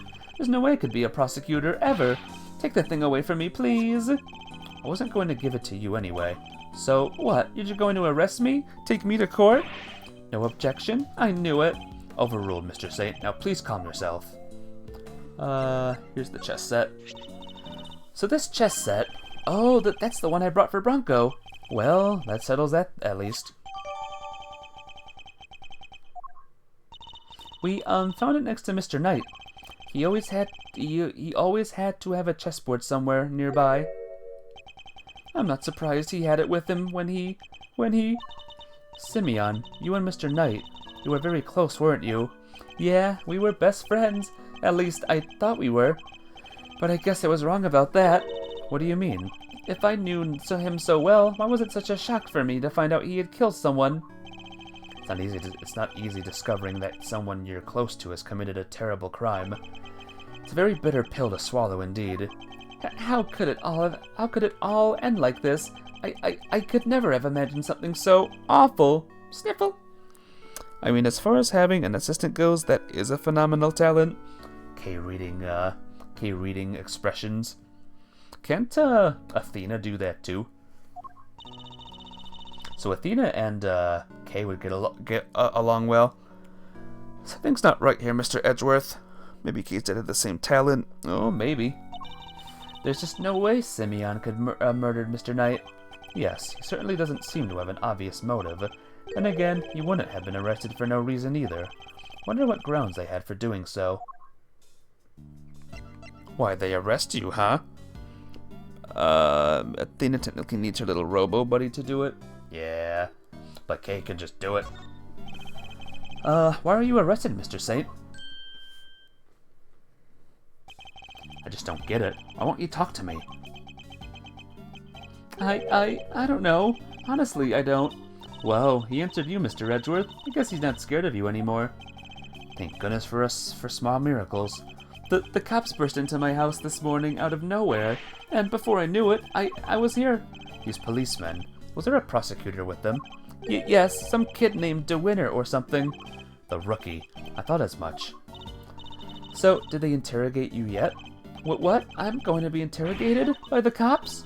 Well, yeah, I mean, you've been arrested. You're a suspect now. No. Won't the detectives shout at me and threaten me and... Oh! There are always these hulking guys, right? Who get in your face and force you to... Detective Gumshoe reporting for duty. Eek! See, I told you! Please don't hurt me, but please don't crush me with those huge arms. Okay night, Mafia. I'll see you tomorrow. Good luck with your... whatever's going on. Your sleep. I hope you have a good night's sleep. No, please, I'm calling the cops.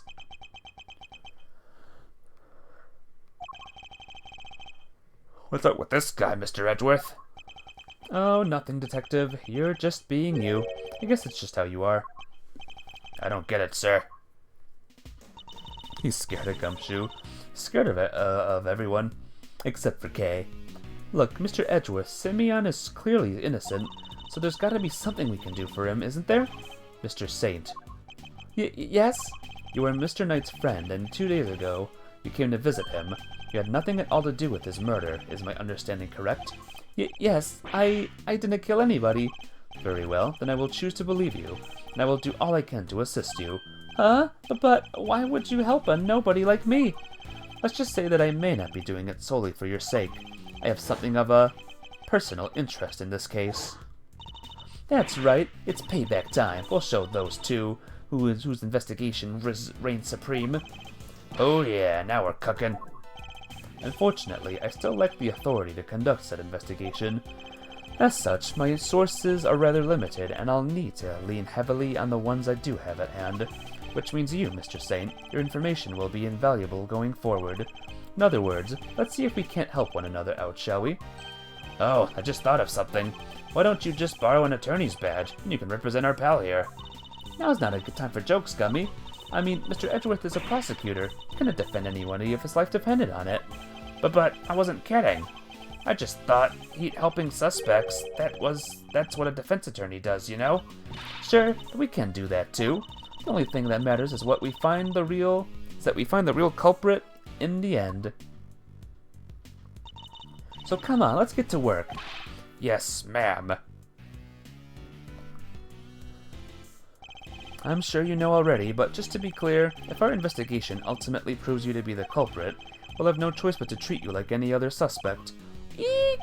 But you needn't worry. I believe you, or at least I have decided to try, for now.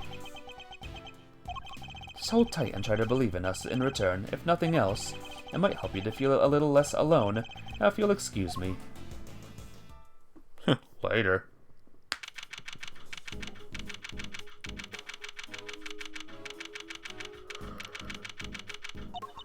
So we talked a good game in there, but we can't even get back inside the main prison to see the scene of the crime. Maybe defending the guy in court is our best bet after all. Gummy can't defend for his life, remember? Well, who do we have here? Ah, he's back. If it isn't Edgeworth and the gang, what are you cats doing here? Listen, pal, if you come to harass Mr. Edgeworth again, I'll... Hey, easy there, Detective Flatfoot Sholmes. I'm here to work. Work? What, you're here to defend somebody? Whoa, the K-Meisters nails it in one. Aren't you just the uber-intelligence one of the bunch? Uber-intelligence? That's not how you use either of those words, Fender. Some may say I'm an easygoing old rogue about town, but I'm actually not a half-bad attorney. Which is why I've been summoned to the old Jalarooney for a meeting with the new client. Suspect is one Simony Saintsbury. You mean Simeon Saint? Wow, that's freaky. You know more about my job than I do. Wait, Mr. Edgeworth, Mr. Fender's a defense attorney. Are you thinking what I'm thinking? I fear I might be. In fact, it could be our only option. Not so long ago, I found myself embroiled in another case that wasn't mine. I managed to worm my way onto the crime scene by agreeing to a certain someone's subordinate. Not an experience I ever wanted to repeat, but I fear I may have little choice. Fender, before you say another word, I just gotta point out the fine print. Eddie Fender doesn't take on associates. Say it ain't so, I hear you protesting, but pompous prosecutors are a no-go. Especially those of the Von Karma variety. I should have known he wouldn't forgive me that easily. I understand why you wouldn't want to work with someone like me. What's more, I understand how you feel about all things Von Karma. But please believe me when I say, I'm not the man I was back then. I'm no longer under my old mentor's spell. You better believe it, pal. Mr. Edgeworth's a changed man. Sure, he used to be the demon prosecutor, but he's not like that anymore. I do have a feeling, Detective. Gummy's right. Mr. Edgeworth's one of the good guys now. He's not just a prosecutor. He's a hero. He got me off the hook just last month. You don't say. Well, that escalated quickly. But he was. There's no other word for it. He was heroic. Great thiefly, even. Please, Fender, don't you think there's something odd about the way the committee stepped in yesterday? There's more to this case than meets the eye. I'm certain of it. I can't just walk away from this. I can't. Please, allow me to help you with this investigation. Sheesh. A bow from the great Miles Edgeworth. Never thought I'd see the day, but here we are. So enlighten me, if you will. What made the leopard change his spots? Well, I suppose I would have to say the courtroom itself. I've experienced so many things and met so many people there within its four walls, including some old friends who showed me a better way to be. How could that not change a person? Well, I'll be. The old you would never have bared his soul like that. It was beautiful. You might have even surprised you-know-who, and you know how much that takes. Tell you what, here's what we're going to do. We're going to start again with a clean slate. So, this is me. Edgeworth & Co. Law Offices? Eddie Fender's senior partner? Edgeworth? That's right. Mr. Fender here began his legal career as an assistant to my late father, Gregory Edgeworth. What? Your dad was a defense attorney? So, the you-know-who Mr. Fender keeps talking about is... The clever K-Master nails it in one yet again. That's right. I was talking about his old man. Guess you all noticed I kept his name over and over, so to speak. Least I could do for old Gregory, really. Listen, Edgeworth, Miles, I'm going to level with you here. Don't trust you, not fully anyway. I can't just forget all about all those years you spent licking Von Karma's boots, you know? Anyone can say they've changed. I'm gonna need you to prove it. And besides, you know it's what Gregory would have wanted. Very well, I accept. Okay, that's enough hardball for one day. Let's move on to the fun stuff. Hereby appoint you interim associate of Edgeworth & Co. Congrats, man. I will try not to let you down. Well, doesn't this bring a tear to my eye? The prodigal son coming on board as his late father's firm. Permission to come on board too, please, Mr. Fender? You don't even have to ask, kiddo. Welcome to the crew. Woohoo! Thanks, Captain. Alright, I guess it's time to go to work. So, where to begin? Any bright ideas, Miles? Where were we when we were so rudely interrupted? I'm gonna get a drink real quick.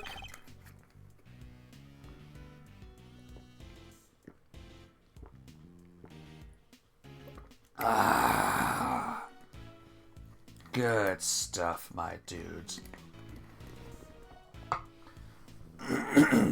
Guess it's safe to say that probably wasn't the victim. Indeed, it sounds more likely to have been the person who found his body. I believe we need to speak with the person who found the body.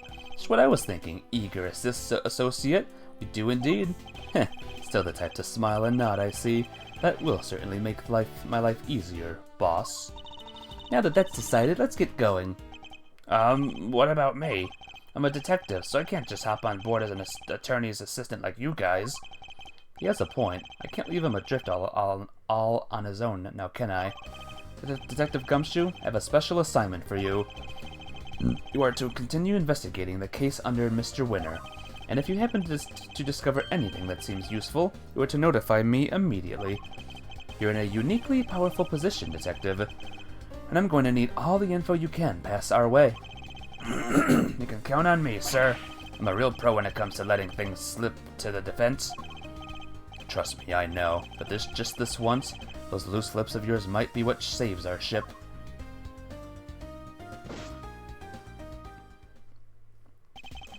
Throw wide the prison gates, good sirs, because here we come. Excuse me. I want to speak to Polly. I want Polly to be the witness. So, any idea how we tracked down whoever found the Bronxster's body, Miles? I think our best bet would be to simply ask around. Oh, don't you dare! Oh, who is this now? There's new people everywhere. Who is this? Excuse me, but oh my, just look at you. Are you talking to me? Just fabulously chic, darling, fabulously. Facial hairs is so very au courant, don't you think? Enchanté, mademoiselle, and much obliged. Defense attorney Eddie Fender, at your servants. Let's get things off on the right foot, shall we? A little embracer, perhaps. Oh ho ho ho! I like the sound of that.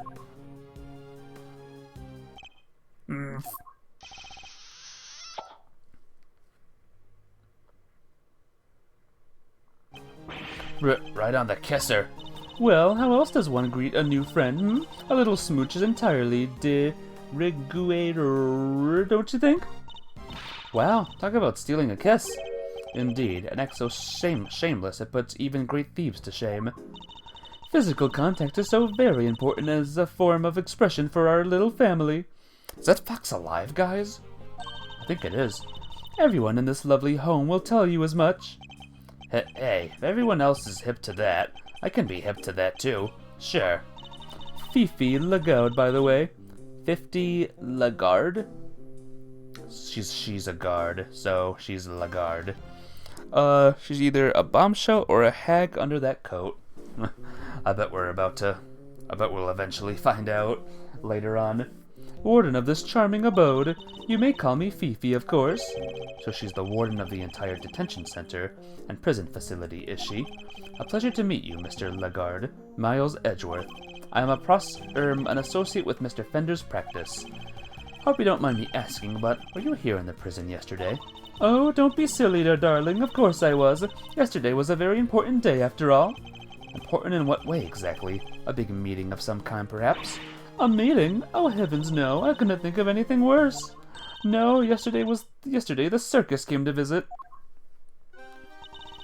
Oh, the very big circus? That one? I see a tiger. Is the circus back too?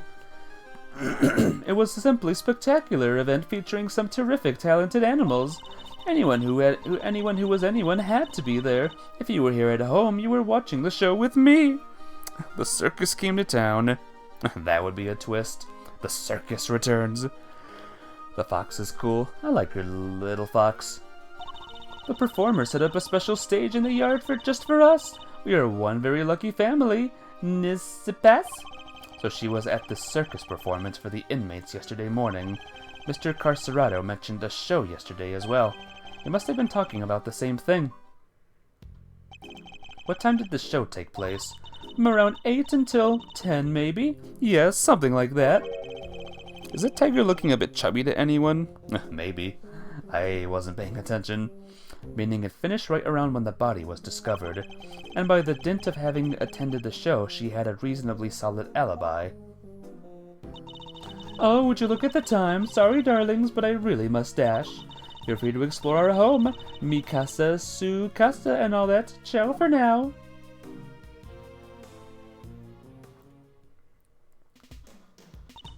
Well, what now, Mr. Edgeworth? The person who found the body screamed, and that scream was heard by one inmate that we know of. Therefore, our first task is to question that inmate and see where his information will take us next. Can I question Polly? Oh, I can't even talk to Polly. Aw, man. Oh, it's a blurb about the guy in his cell. Let's see what it says. Prisoner number D259, classification habitat. See cell to the right. Not exactly helpful, is it? This grizzly fellow has a pet polar bear called Teddy. He's a former boxer who loves to stay trim and is always an optimum fighting weight. He may push his body to the max, but he's relentlessly kind to himself. Omnivore. Who exactly is all this information for, anyway? They even have ponies. This one's only big enough to carry a small child. Isn't this great, Mr. Edgeworth? It's like being at the zoo. Was the bird locked up? I don't know. Why is Polly locked up? Except it's the humans, not the animals, who live in captivity here. No one would mind if I took one home with me, would they? If by home you mean behind bars, then no, I suppose not. This one's behind bars, though. Girl is speaking 3 different languages at once? Who? Who's speaking 3 different languages? The, warden person? There's no one in here. I took him to solitary, remember? Wonder when he'll be back. It may be a while. I got the feeling he was in pretty serious trouble.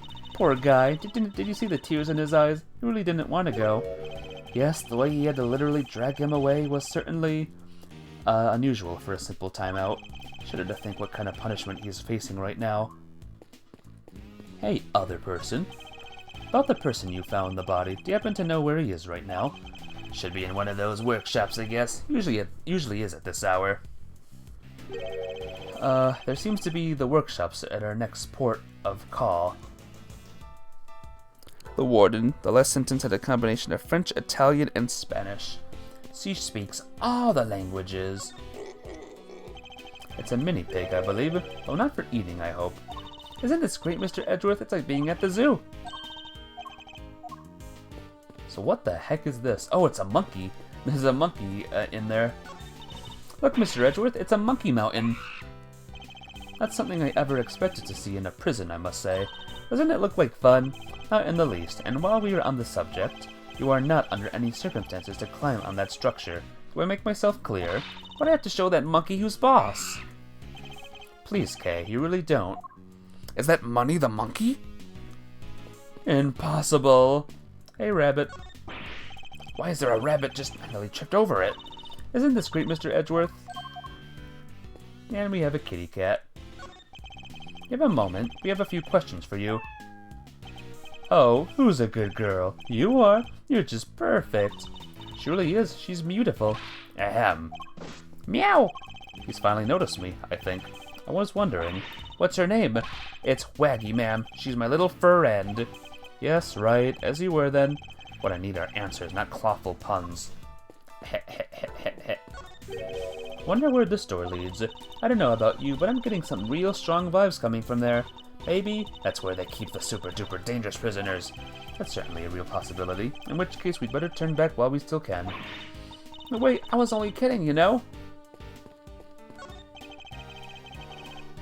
This looks like the way to the prison yard. Sadly, the shutter is locked tight.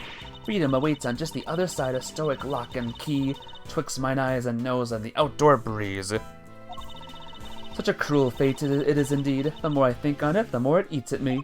And whose thoughts are you attempting to channel exactly with that soliloquy? This door? Hello, anybody in there? Nice try, kiddo, but this isn't a bathroom stall. Yo, you there. Could you help us out here, my good man? Yes, sir. What can I do you for?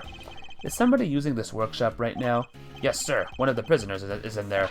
Just confirmed it myself during the noontime roll call. I'd like to speak to this prisoner, if that's alright. Sure, I'll go fetch him right now. Won't take a sec.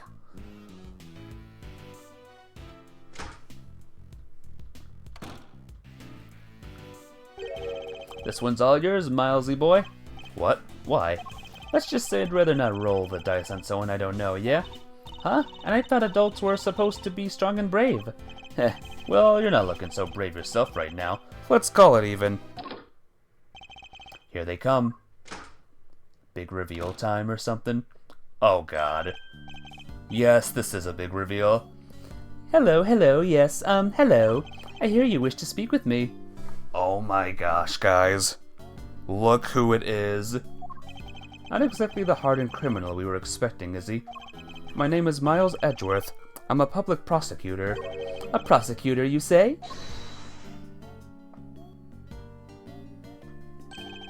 Eddie Fender, attorney at law. What happened to being too scared to handle this? Listen, sorry about my pal here. He gets the weirdest ideas. What a slimy looking dude. Do you know this person, Captain Chips? I don't think you were here for that case, actually. Prosecutor, indeed. That'll be the day. He's actually just my associate. Jeez, Miles, get a grip, will ya? Arg, he's right. I mustn't forget that I'm the defense attorney's assistant for the time being. You know him? That explains it. I did think you looked a little different from the prosecutor I spoke with yesterday. So he's already spoken to Winner. Would you mind answering a few questions? No, of course not. I'd be delighted. The name Saw It. Frank Saw It. The witness is all yours, my young associate. Sure, have the intern do everything. Why not? Mr. Saw It. Shoot, that was the first game. Not just the first game, the first case. This is the very, very first person that we got a guilty verdict for. Oh my gosh. And he's back. Not expecting this guy. Mr. Saw It, you are no doubt aware that a murder took place yesterday. Would you mind telling us where you were at the time the body was found? Yes, I was in that workshop there, working as one might expect. What kind of work were you doing? Well, I'm actually retraining at the moment, hoping to become a stylist, you see? A pet stylist, that is. Yes, so I've been studying hard and practicing every moment I can. An unusual field of study befitting an unusual prison, I suppose. And that's it. I certainly didn't see anything. Interesting. I barely asked him anything at all, and he's already sweating bullets. So, yes, I'm afraid I won't be able to help you. Sorry. No, I'm the one who's sorry, Mr. Saw It, for this interview has only just begun. Well, I mean, even if you were to ask me, You know something, don't you? That's... He's definitely hiding something. I'll need to push him a little harder if I'm to get any answers. Why are you, fighting this, Mr. Saw It? You're in jail for murder. You're already on the Kill This Man list. You're trying to extend your Kill This Man list record? It's the other glove from the murder victim? Where? It's the other glove from the murder victim. Watch a playthrough of the first game. You don't remember this guy? Oh, really? He was wearing a pink suit, I believe. I think he was.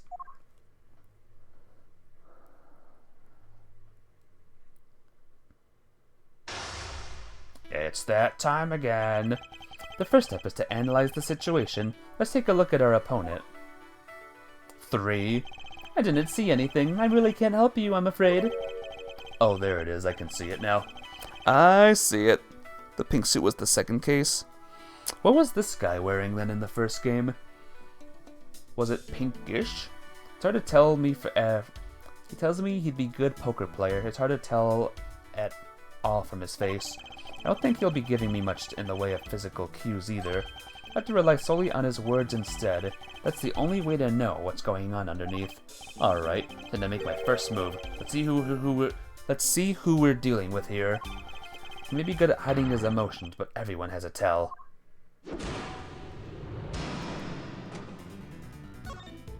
As usual, we will save the game here.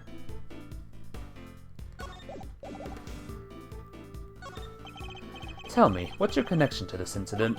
Which incident? The murder? Oh, well, it has nothing at all to do with me. Nothing. Really? I wouldn't dream of getting involved in anything as ghastly as that. Well, you see, how can I put this? Well, I like to think of myself as an upstanding citizen, a good person, if you will. Bide my time, I guess. Stammering? What does that mean? What's stammering mean? He was wearing a brown or black suit. Yeah, maybe. If you don't have anything to ask me, I do need to be going. Yeah, perhaps a little more productivity is called for. Alright. Let's, go back. First person to try framing Larry. Yep, that's the person. Mr. Frank saw it, or should I say, Mr. Did It.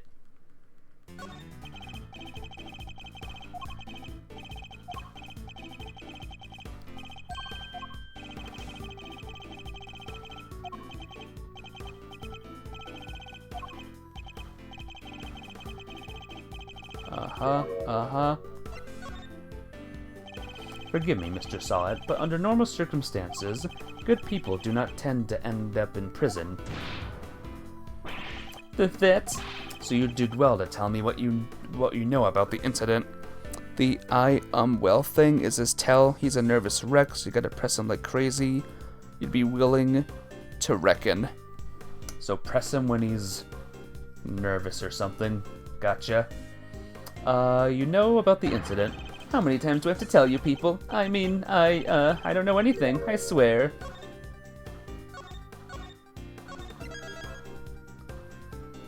Well, they did the thing again, so I guess,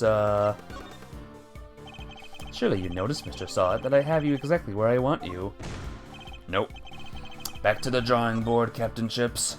Back to the drawing board there.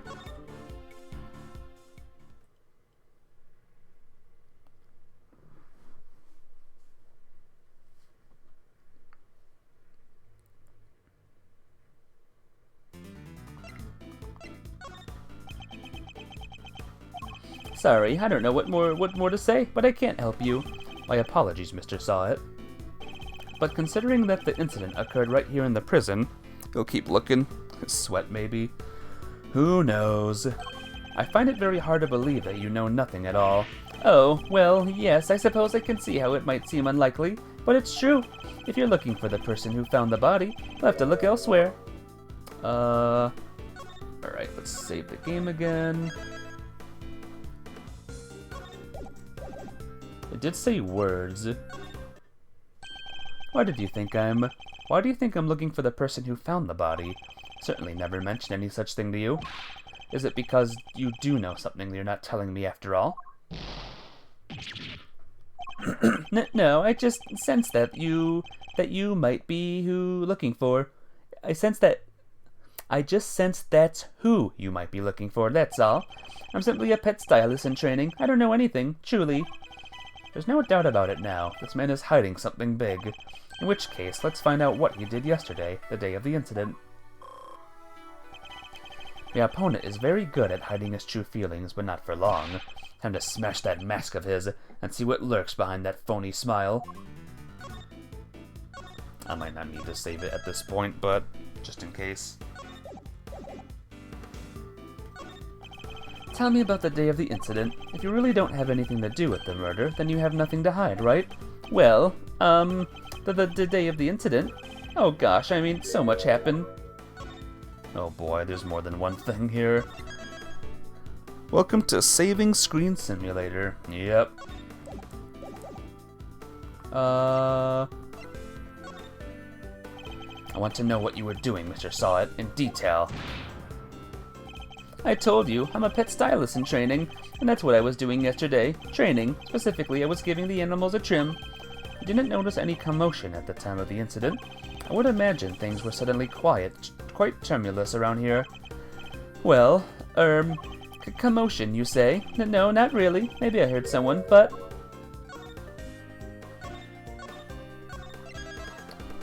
Did he mention anything about screaming or laughing just now, guys? I don't know. Were they screaming?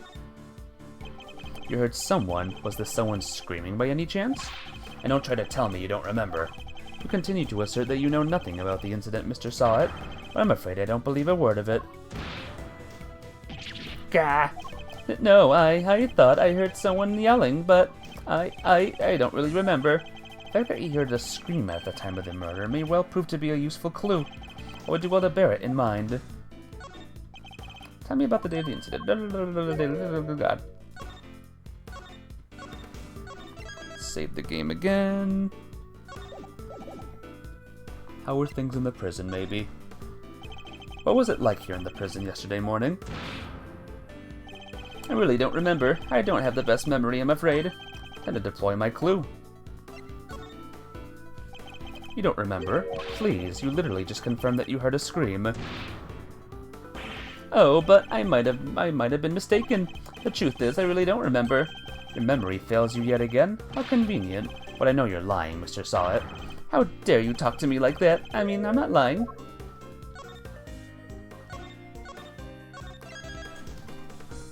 Good going, Alti! Nope, you got that one? Yep, I got that one. Temper wouldn't make sense to me, so I'll just bide my time. Look, if you must know, when I'm working with the animals, I get into the zone, they're all I see. I don't understand that you have something of a talent for animal grooming then. Well, my scissor techniques could use a little work, but I'd say I'm quite good with the animals. They seem to like me. I'm especially good at calming them down when they get scared. Scared? And what exactly do they get scared? Surely it doesn't happen very often. Well, no, thankfully it doesn't. Let's save again. It's really just guesswork. A scream. A loud scream would certainly frighten the animals, wouldn't it? Why are you going to such lengths to deny having heard the scream? What is it you're hiding, Mr. Sawit? Tell me. Gwah! I can assure you I'm not hiding anything. I'll admit I did really hear somebody scream, but I'm not hiding anything, I promise. The mask is finally beginning to crack. How to shatter it completely by asking about the scream itself in more detail. I'm afraid you're about to learn a painful lesson, Mr. Sawit. That hiding things from me never ends well for my opponent. Alright. Time to save again. When did you hear the scream? When did you hear this scream? Oh, wait, now I remember. I forgot about the show. They put on a show for us prisoners around the time of the incident, you see? Yes, performing animals, if I remember rightly. That's where I was in the morning.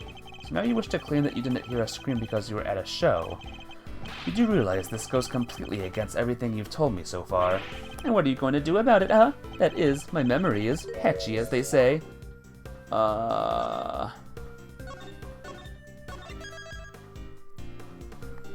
You have only one round left. Bye, do you say? terrified. The animal show really had to be seen to be believed. It did it? Tell me, what kind of animals did you see? Let me think. A whale?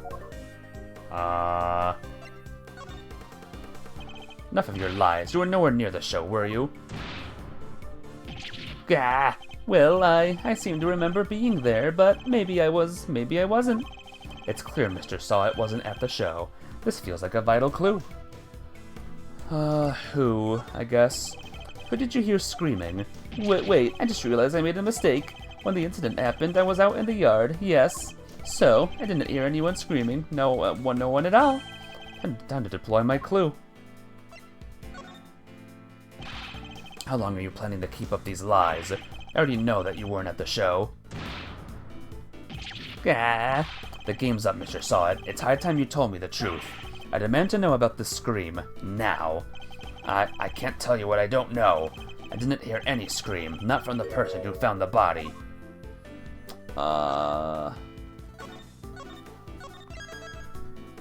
You're welcome, whale fudge.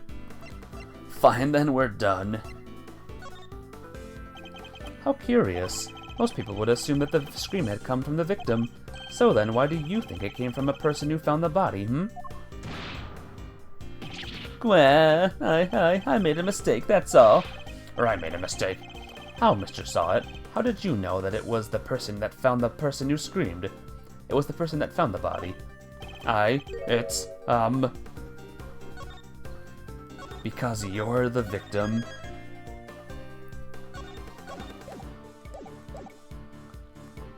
You. Shall I tell you? You knew because it was you who found the body, and the scream that was heard when the incident occurred didn't come from the victim. It came from you. yeah! How did you? Arg! It's true, I admit it, but what gives you the right to treat people like this? Checkmate. A little bit easier, but also it involved a lot of saving, though. Now that we've established that you were the one who found the body, Mr. Sawet, I believe you have lost any standing you might have had to withhold your cooperation. All right, you win, but I'm sure I won't have anything useful to tell. But I'm sure I won't have anything useful to tell you. Probably isn't even worth your time. That's not for you to decide. By my hand, the truth will be revealed. Every decision I make is to ensure that end. Except that's not exactly what we're here to do, is it? What do you mean? We're not trying to expose the truth. We're trying to save Simeon. That's what we do now, remember? We work to get our client out of trouble. Not as a prosecutor, but as a defense attorney's assistant. What the K-Master said. You need to listen to the kid more, you know? This client has requested the services of Edgeworth & Co. And as your old man always said, your relationship with your client comes before everything else. So if you think Mr. Saint's well-being has taken a back seat to some quest for the truth, well, let's just say I don't like to fire people, so I need you to fight against your instincts a little harder, yeah? This will take some getting used to. In any case, the importance of this man's testimony remains unchanged. Therefore, Mr. Sawet, I am asking you once more, what happened when you found the body?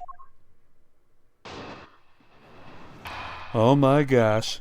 Eddie's memory is terrible. Maybe. Little bit. I was in that workshop there by myself, practicing what I'd learned. I don't remember how, but I found myself in front of the door to the other workshop. I happened to peek in through the little window. And then I saw him lying there, a man not moving, dead. Oh my gosh, that's what he said before, in the first thing. I quailed in fright and found myself screaming in sheer terror. Let me get this straight. The room you were in is next to the one where the corpse was found. Yes, that's right. I was in Workshop B. And you were there the whole day? Yes, from the 7 a.m. roll call onwards. There are 3 roll calls a day, you see. 7 a.m., noon, and 9 p.m. Edgy? Oh, Edgy's name. Edgy's memory. And they check who's in the workshops, during roll call, correct? That's right. Nothing was reported to be amiss at 7 a.m., which means that Knight's body wasn't in the workshop yet at the point in time. 3 times a day. Victim's body had not been found at the time of the 7 a.m. roll call. Something to remember. Guess that means the murder took place after 7 a.m., which puts it right around the time the show was happening. Ah, yes, the show. I remember the other prisoners going to see it. And therefore, anybody who wasn't at the show has no alibi. Would that be a fair assessment, Mr. Sawit? I guess so, but I only found the body, I swear. There's a clear contradiction in Mr. Sawit's testimony. Rooting it out should be my first priority. We got about a 3-hour window. Well, it's been a while since we cross-examined Mr. Sawit, guys. A long, long, long time. Hold it! What exactly were you practicing?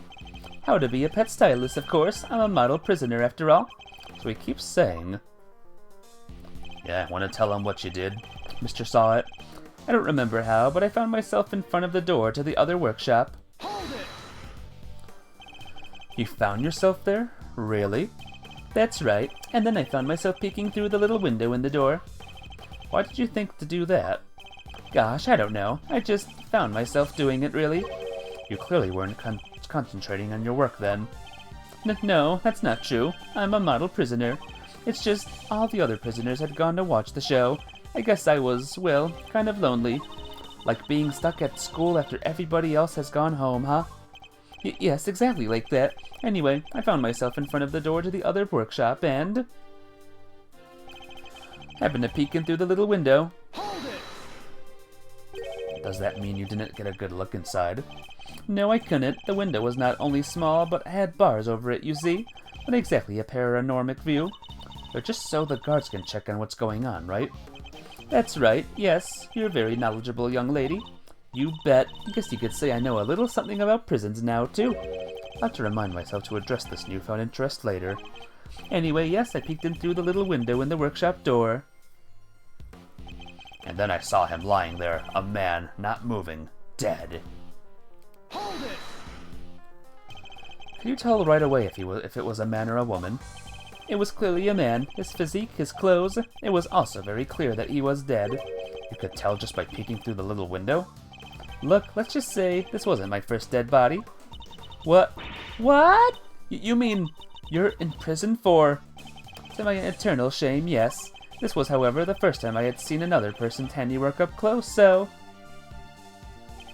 I crawled in fright and found myself screaming in sheer terror. Hold it! Do you recall how exactly you screamed? Any words you might have used? No, I only remember that I screamed. Folks don't tend to remember much when they're busy crying out in terror, Miles. Exactly, so yes, I screamed. That's all I remember. He presents himself as an innocent bystander, but nothing could be further from the truth. Given what he is, things couldn't have happened as he claims. Contradiction in his testimony is as clear as day. Not to me. I just need to present the evidence that proves it. Maybe something here?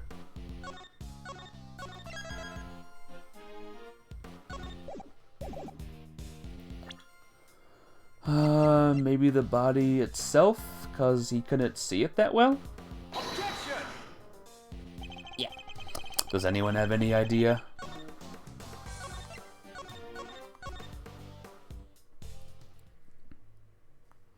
My guess is the body not moving dead one.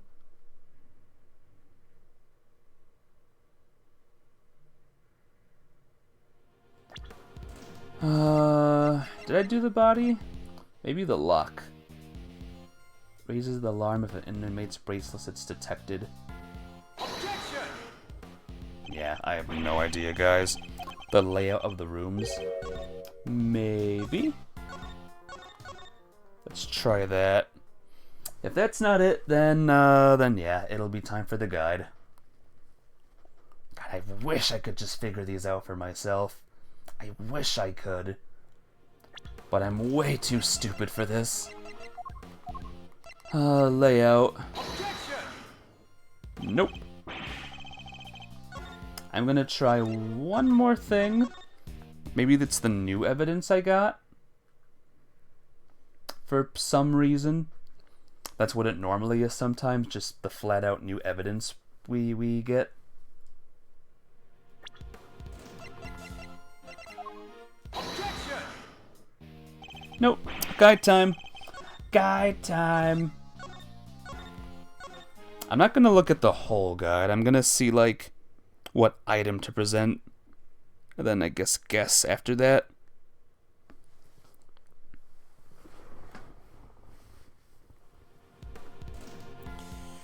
I wish I was smarter, guys. I do. I do. I swear we had a map for this area of the prison. Well, we do, but it's not the right answer. Alright, give me a second. I'm scrolling down. Scrolling down. Finding the corpse. Okay. Rebuttal. Present the door sentry thing. Well, I just saved it. I don't need to save it again. It's the door sentry thing at one of them. So obviously not this one. Peeking through the little window. In front of the door to the other workshop. Maybe this one? Door sensors. Odd, he shouldn't have been able to see the body from the door given how deep the corpse was in the room. It's weird. Objection! Okay, it's this one. Yay! Enough of these pathetic lies, Mr. Sawit. I'm afraid you'd rather lost sight of what you are. What I am? I know precisely what I am. I'm a former newspaper salesman who's turning to be a pet stylist. Hold it! But that's not all you are, is it? Or did you forget the bracelet you wear around your wrist? A bracelet that marks you as a prisoner and therefore unable to move around as you please. As we both know, stepping outside that door would have sounded an alarm. Well, that's... But there's no way you could have looked into the other workshop without leaving the room you were in. Again, I can't think of things like that. I forgot about it. Gah! Hoo-wee, stylishly done, Edgeru. But doesn't this mean that Mr. Sawit could have had found the body then? Didn't catch that earlier. Oh man, good question, Kay. Perhaps Mr. Sawit himself can explain. I'm ahem. So actually, I may have forgotten to mention one very important detail. Sorry about that. I can explain exactly how I was able to see the body if you'd like. By all means, go ahead. The dogs let him. It was the doggies. Or the glove. There's a little trick we prisoners know about, you see. As long as you leave your bracelet inside the door, you can lean out without triggering the alarm. That's how I was able to peek through the window and into the workshop next door. Inside, I spotted the victim's dead body, which made me scream in fright. So he's saying... He was able to take a look next door because he had kept his arm inside workshop B as he leaned out. Please don't tell anyone about our little trick, especially not the guards, please. Is that it? Is this all he was hiding? I better dig a little deeper into his testimony just in case. There's a little trick we prisoners know about, you see? Hold it! Tell me some more about this trick, Mr. Sawit. Of course, it's quite simple, really. As long as you leave your bracelet inside the door, you can lean out without triggering the alarm. Hold it! I suppose this allows you to enjoy a little taste of freedom? It does. To be honest, it's one of the few things that brings me joy anymore. A rather surprising source of joy, but rule-breaking isn't exactly a demonstration of remorsefulness. Is it? Oh, but I am remorseful. I always am. I'm a model prisoner, after all. I'm beginning to suspect he doesn't know what a model prisoner actually is. So you used this trick to peek through the window. That's right, yes. I made sure the guard wasn't looking and leaned out into the corridor. What? He'd have to have an arm 6 feet long to leave it in the other room and stick his head in the other workroom? I know. We gotta figure out, like, how we make it the glove. The glove thing. That's how I was able to peek through the workshop. Why did you make so much of an effort just to take a look? Well, you see, I heard noises coming from next door, and the room was supposed to be empty, so I thought it was strange. And you went to look as soon as you heard these noises? Yes, of course. I had to see what was going on, so I went right away. I see. Are there any problems with what Mr. Sawit just said? Yeah. You claim that you looked into the next room as soon as you heard some noise. If that's the case, you must have seen more than just a dead body, because the person who made the noises should have been in there too. You've got him quaking in his boots, Mr. Edgeworth. Mr. Sawit, tell us the truth about what you saw. You do, of course, have the right to remain silent, but it will do little to dispel the notion that you were somehow involved in this crime. I'm sorry. I didn't see something else, but it's too insane to believe. I really thought I might have dreamt it. That's why I wasn't sure if I should mention it. Just tell us what you saw. Alright. It was that dog.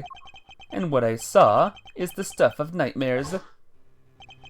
That huge black dog had sunk his terrible teeth into the victim's throat. What? What did you just say? It was hellish. Utterly hellish. That beast. That awful beast. He killed him. Suddenly I don't feel so good. Jeepers creepers, that's awful. Talk about traumatizing. It was dreadful, horrible. Now you know why I couldn't help but scream. So there's a man-eating dog in the prison's animal population, is there? Black dog. And that really is everything, I promise. You believe me, don't you? For now, this one seems too far-fetched a lie, even for you. I'd like you to append what you just told us to your testimony, if you don't mind. Very well. Instead, I spotted the victim's dead body, which made me scream in fright. I also saw that black dog, his mouth clamped tight around the man's throat. Around the man's throat, you say? But wait a minute. There was a thing on his throat, still. Objection! Okay, thanks, game.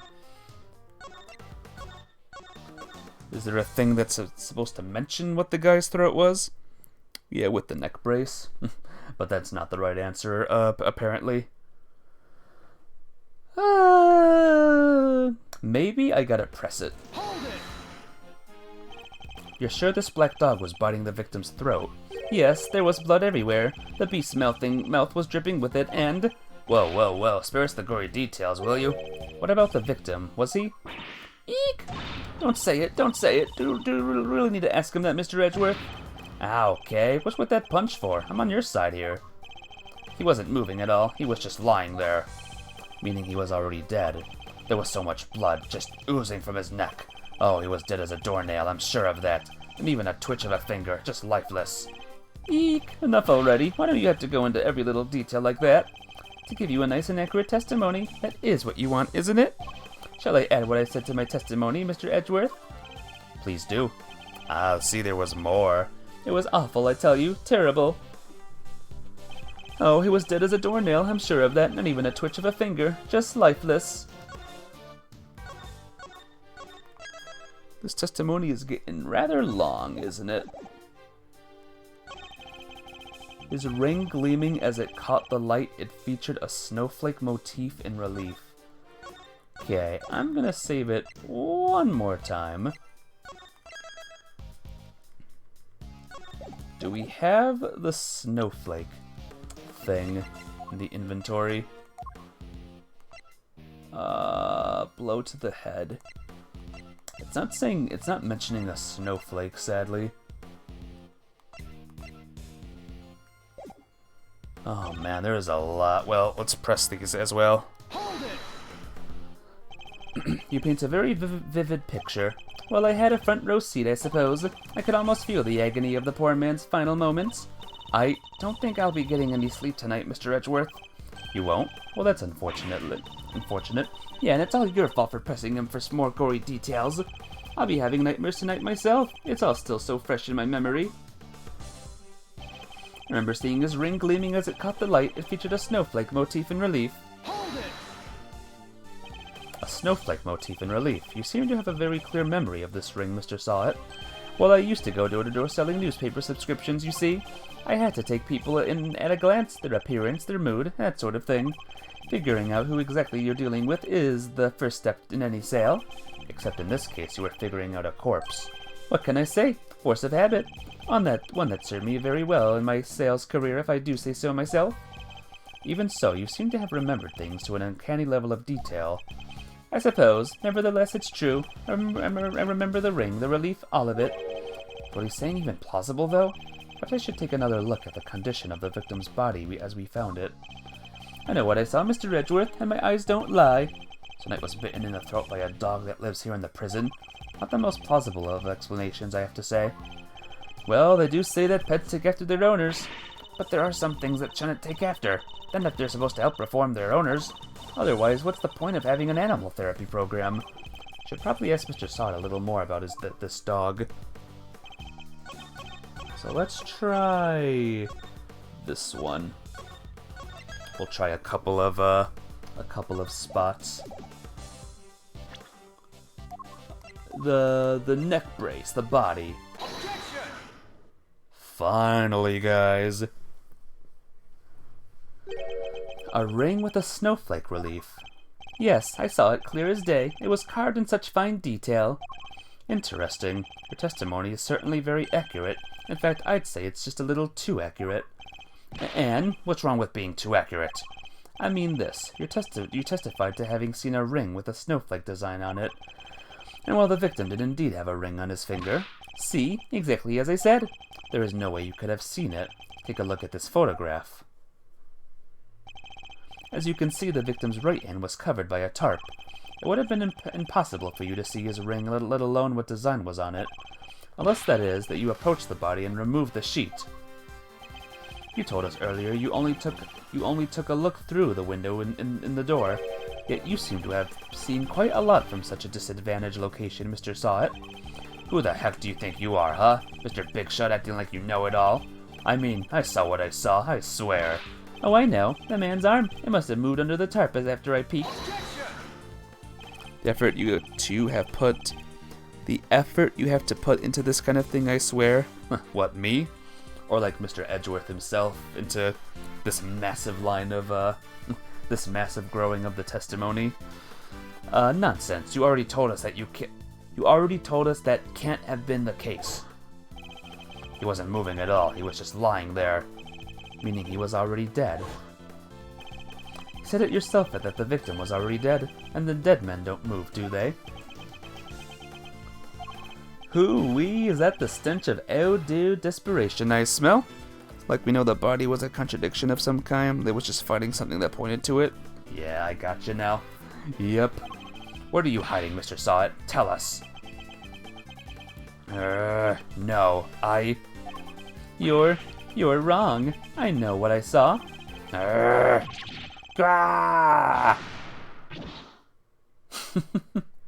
It happened again. You couldn't let it go, could you? Had to keep poking and prodding. You slimy two-bit associate attorney! It seems the real Mr. Sawit has finally revealed himself. Well, that's quite the rug he was rocking. Came straight at you like some kind of flying black cat. Look, I'm just a sweet innocent witness here. But are you really? Because I must say I have doubts, very serious doubts. What's that supposed to mean? You saw something that should have been impossible to see from outside the workshop. So, how did you do it? That's simple. Mr. Sawit, this is where you were standing when you saw the body. In workshop A, maybe? Take that! You were in the same room as the body. That's the only way you could have seen the relief on the ring. Ha! Ha ha! Say what you want, but you don't have a shred of evidence, do you? Nothing to prove I was in the room with the body anyway. You can't prove it, can you? Because I was in the next room over, minding my own business and looking after the animals. Why else would I have signed out a pair of rubber gloves for fun? Now put up or shut up. I want you to see the evidence that prove I was in the room with the body. The glove? Like he just said? Take that! Finally, we have made it, guys.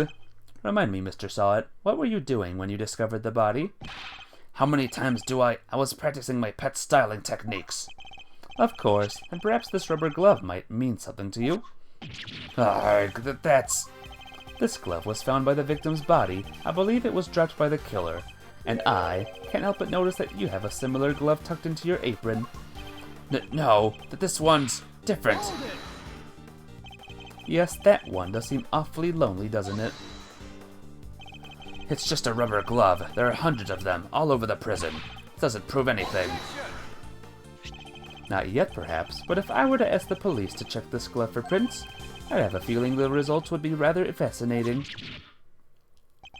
Nah. Grah!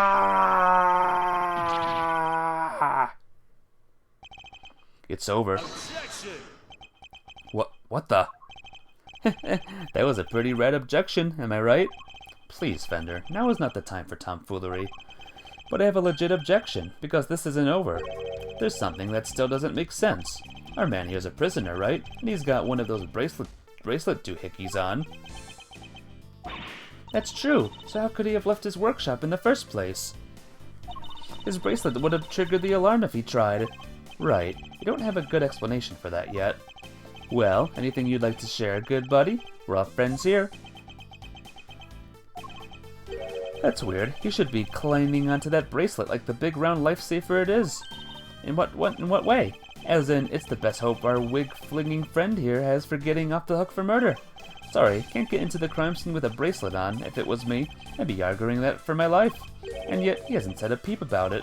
Wonder why that might be,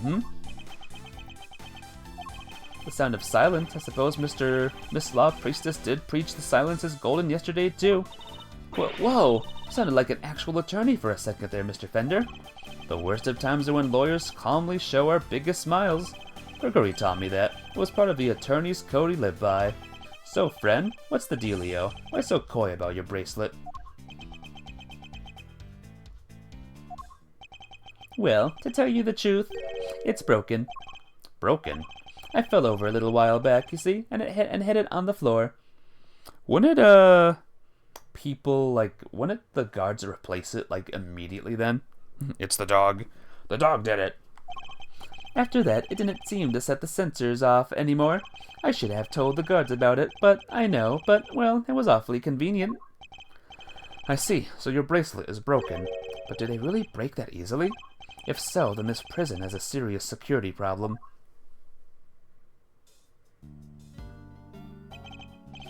You there, can we have a moment? Aw, aren't you just the cutest? Ahem. Meow, how can I help you, sir? This prisoner's bracelet appears to be broken. What? Really? That's not good. I'll get someone to find a replacement right away. Thank you. We'll keep hold of the broken one for the time being. Yay! Of course, sir. I trust you take care of it. I'll confess, guys, I don't want it to be the dog. I really don't want it to. Sweet, bracelet sorted. Now to turn our murderer in, yeah? What? No, I didn't kill anybody. Well there, Palio. You were the one who said your bracelet was out of commission. Or were there any other inmates freely roaming the halls while everybody was busy watching the show? No, I just found the body, that's all. I promise. And when I did, that enormous dog still had its mouth wrapped around the poor man's neck. Only went into the workshop after the beast had left. Then why did you go in? Well, oh fine, I wanted to go through his pockets, okay? He was going to rob the corpse. That explains why he remembers Knight's ring in so much detail. Hey, why are you looking at me like that? I'm a great thief. I never stooped so low as to steal from a... Well, I didn't steal anything either. The show ended just after I'd entered the room, and all the other inmates came trickling downstairs thereafter. I panicked, rushed back to the other workshop, and started my fake screaming. And dropped the glove in your haste, huh? I guess this all just about hangs together. Anything smell funky to you, Miles? Other than whether Mr. Sawit is the one who did it, I'd say one very significant question still remains. The question of how Knight made it into the prison proper from his holding cell in the detention center. Ooh, yeah, that one's a doozy. I also can't help but wonder about another key feature of Mr. Sawit's testimony. That dog's involvement can only mean one thing. Mr. Sawit? Yes, well, what is it? Were you the only prisoner who didn't go to watch the show? Well, no, there was one other who didn't. Am I right in thinking that this person couldn't have watched the show even if he'd wanted to? Yes, how did you know? How did you... I knew it. I had my suspicions when we first ran into the black dog yesterday, but this confirms it. For a criminal that dangerous to end up in a place like this is unbelievable, but... Where's this person's cell? You're going to see... him? Who are we talking about here? Or would they have made the dog so central into the intro cutscene at the very least? The dog was used to get around without getting logged. Maybe someone's trying to pin the murder on the dog? I just don't want the dog to be the murderer, okay? Him. He's not like the other prisoners, you know? He's special, gets treated like royalty. But you didn't hear that from me. All I'll say is, if you value your life, you'll stay well away from him. What? Will you please stop trying to scare us all the time? The big cheese, huh? Well, I for one definitely value my life, so that sucks.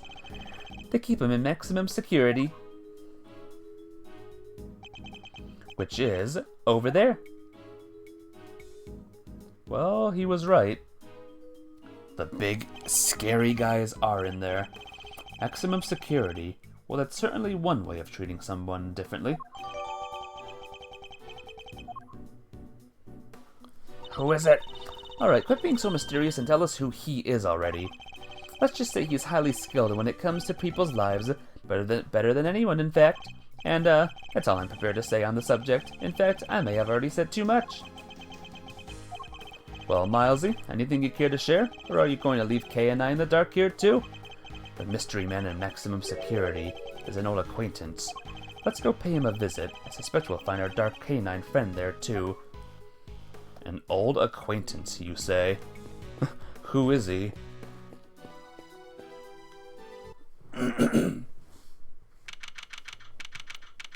Yoo-hoo! Wow, it's pitch black in there. I can't see a thing. But didn't you say that the Yatagarasu takes flight, even in the dead of night or something? Even in the depths of night, when no other bird dares to take flight, one alone soars to shine the light of righteousness on the world's blight, and that one is me, for I'm the great thief Yatagarasu. Well, you are one powerful performer. Thanks, but that doesn't help me see in the dark. I'm a human, not a three-legged raven. Eek! Whoa. Ah, Mr. Edgeworth. That voice. I knew it. It has been far too long. You remember me? Kehehe. I could hardly forget how, now could I? After all, you are the one who put me away. Who is it? Well, Fender might not be keen to risk his own life, but Edgy's is fair game, I guess. I guess so. Mr. Edgeworth, are you talking to that dog? Or is there someone else in there? Still can't see a dang thing. Oh, but I am forgetting myself. Forgive me, I do not often receive visitors. One moment, I will turn on the lights. Whoa. Who the heck is this guy? Kehehe, you are a heavy-footed lot. Am I right in thinking there are 3 of you in all? Very well. Perhaps we should start by introducing ourselves. I am Bodhidharma Canis. As you may have gathered, Mr. Edgeworth and I are old acquaintances. Kehehe. I do not know how to pronounce that name. That first one. Canis was a notorious assassin. Some knew him as the Blind Butcher. His only weapons were a vicious hunting hound and a fearsomely sharp knife. His appearance was always announced by the sound of bells, the last sound his victims would ever hear. B055 is prison number, reads boss. Oh, I see it, boss. Well, Mr. Edgeworth, am I to guess why you have come to see me? You know why I'm here. In fact, I'm willing to bet you know every detail of this sordid little affair already. Kehehe. I suppose we have nothing to hide from one another. Aww, who's a good puppy? Your faithful canine friend is currently the chief suspect in a murder investigation. The person who found the body saw a dog with its mouth around the victim's throat. Your witness is mistaken. Helmut is a gentle soul. He is my eyes, nothing more.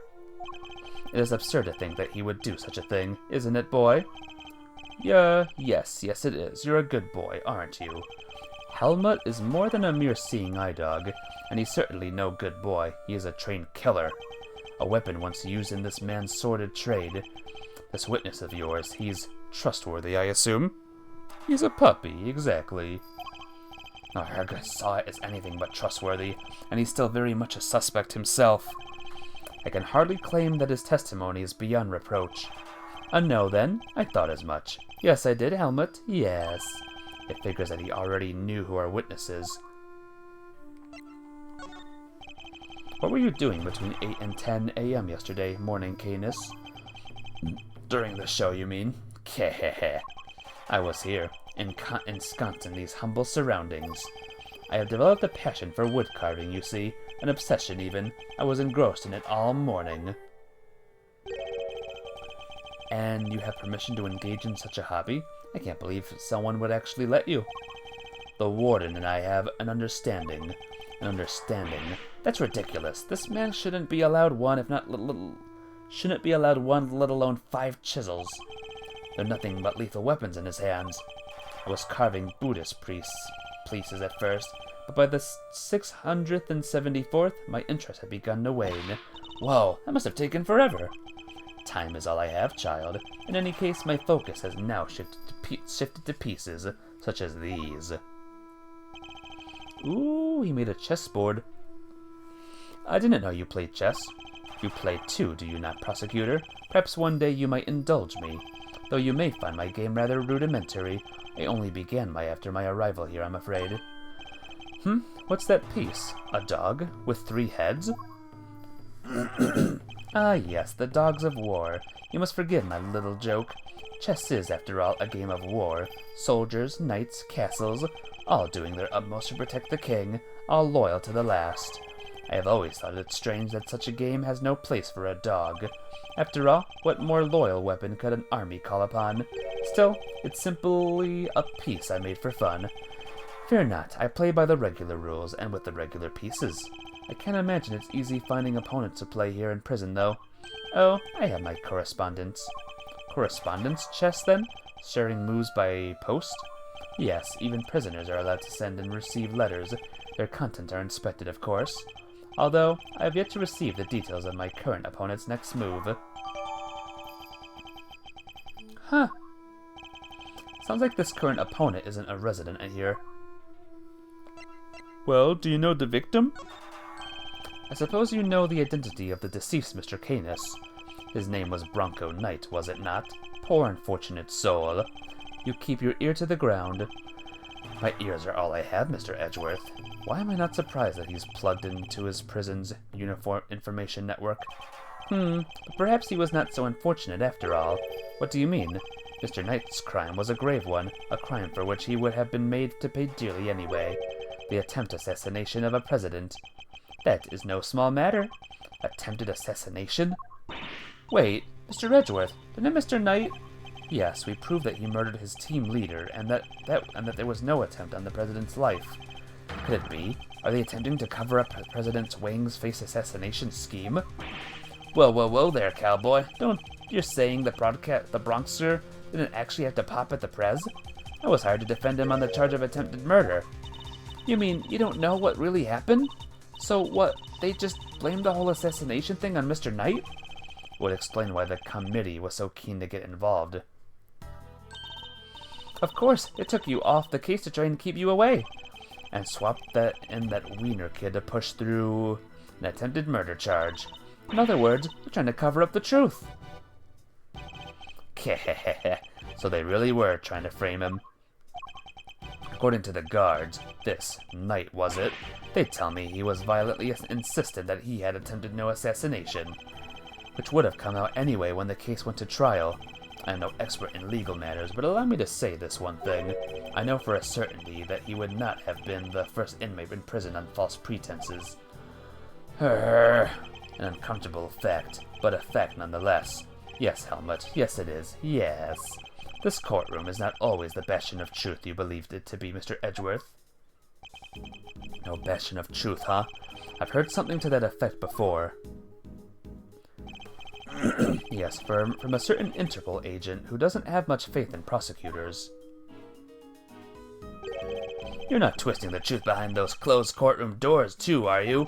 Fueled by that kind of thinking, is it any wonder that courts produce nothing but falsities and lies? Sorry, but the truth doesn't need the likes of you to distort it today. Lots of assassins this game, I guess. We have a second one now.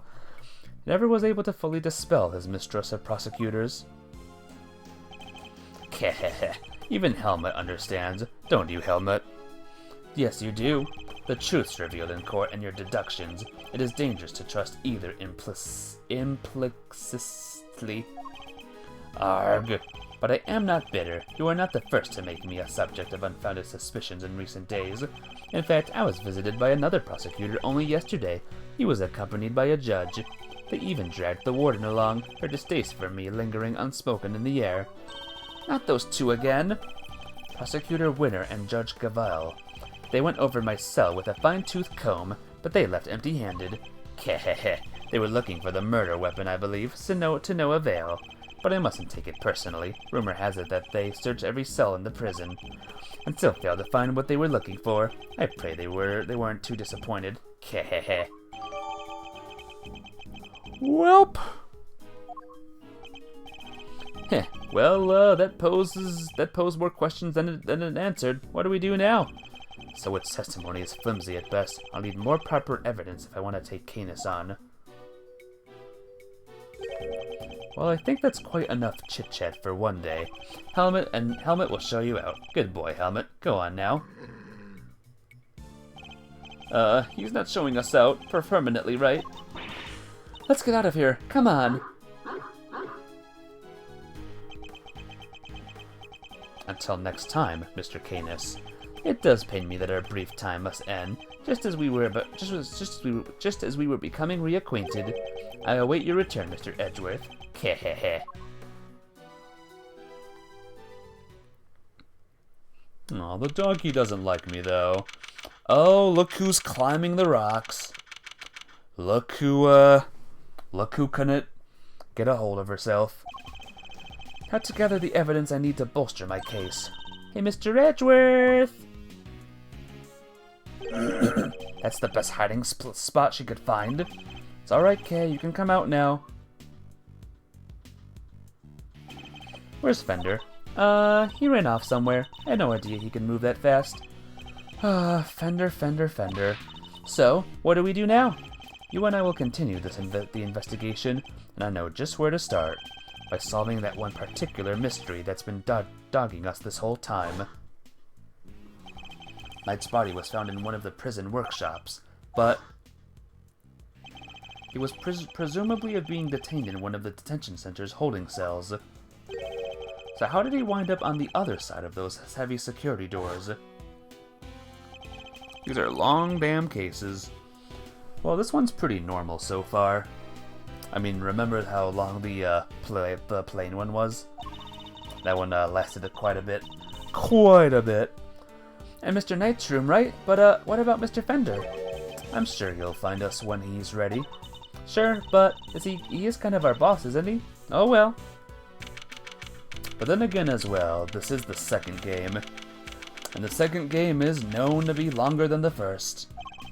The victim's cell is just over there. Lead the way, Mr. Edgeworth. I have just about had it. Who's that? Oh, it's her. Warden Lagarde. She must have come from the corridor marked no entry. You still not talking, ma'am? Even with the evidence you borrowed from the precinct? No, and I've tried so many times, I've lost count. What am I supposed to do? I can't send in a blank report. I guess a killer for hire was always going to be a tough nut to crack. A killer for hire? Oh. I couldn't help but overhearing, Warden Lagarde, but were you talking about Bodenharma Canis? My, you were listening. How very gosh of you. A girl's privacy is her armor, you know. Do you normally conduct interrogations of the man yourself? Oh, it's not just him, darling. I try to have the occasional titty-a-titty with everyone, you see. That's what it means to be a member of the family in this little home of ours. There isn't a person who hasn't made the pilgrimage to my office at least once. Your office? How sweet. He's angling for an invite. I suppose it is the hottest ticket in town. It's down this corridor here, darling, but FYI, I don't let just anybody wander in willy-nilly. Let's see, that would put it right around here. Hee hee, it's a wonderful, room, if I do say so myself. All my guests rave about it. Bodenharm? Body harm? It's a play on bodily harm. I never would have seen that. Oh, these names. And who wouldn't want a view of my fabulous garden and the yard? Ooh la la! The yard? Is it anything like the rest of the palace? It's probably full of adorable animals, right? Can I see?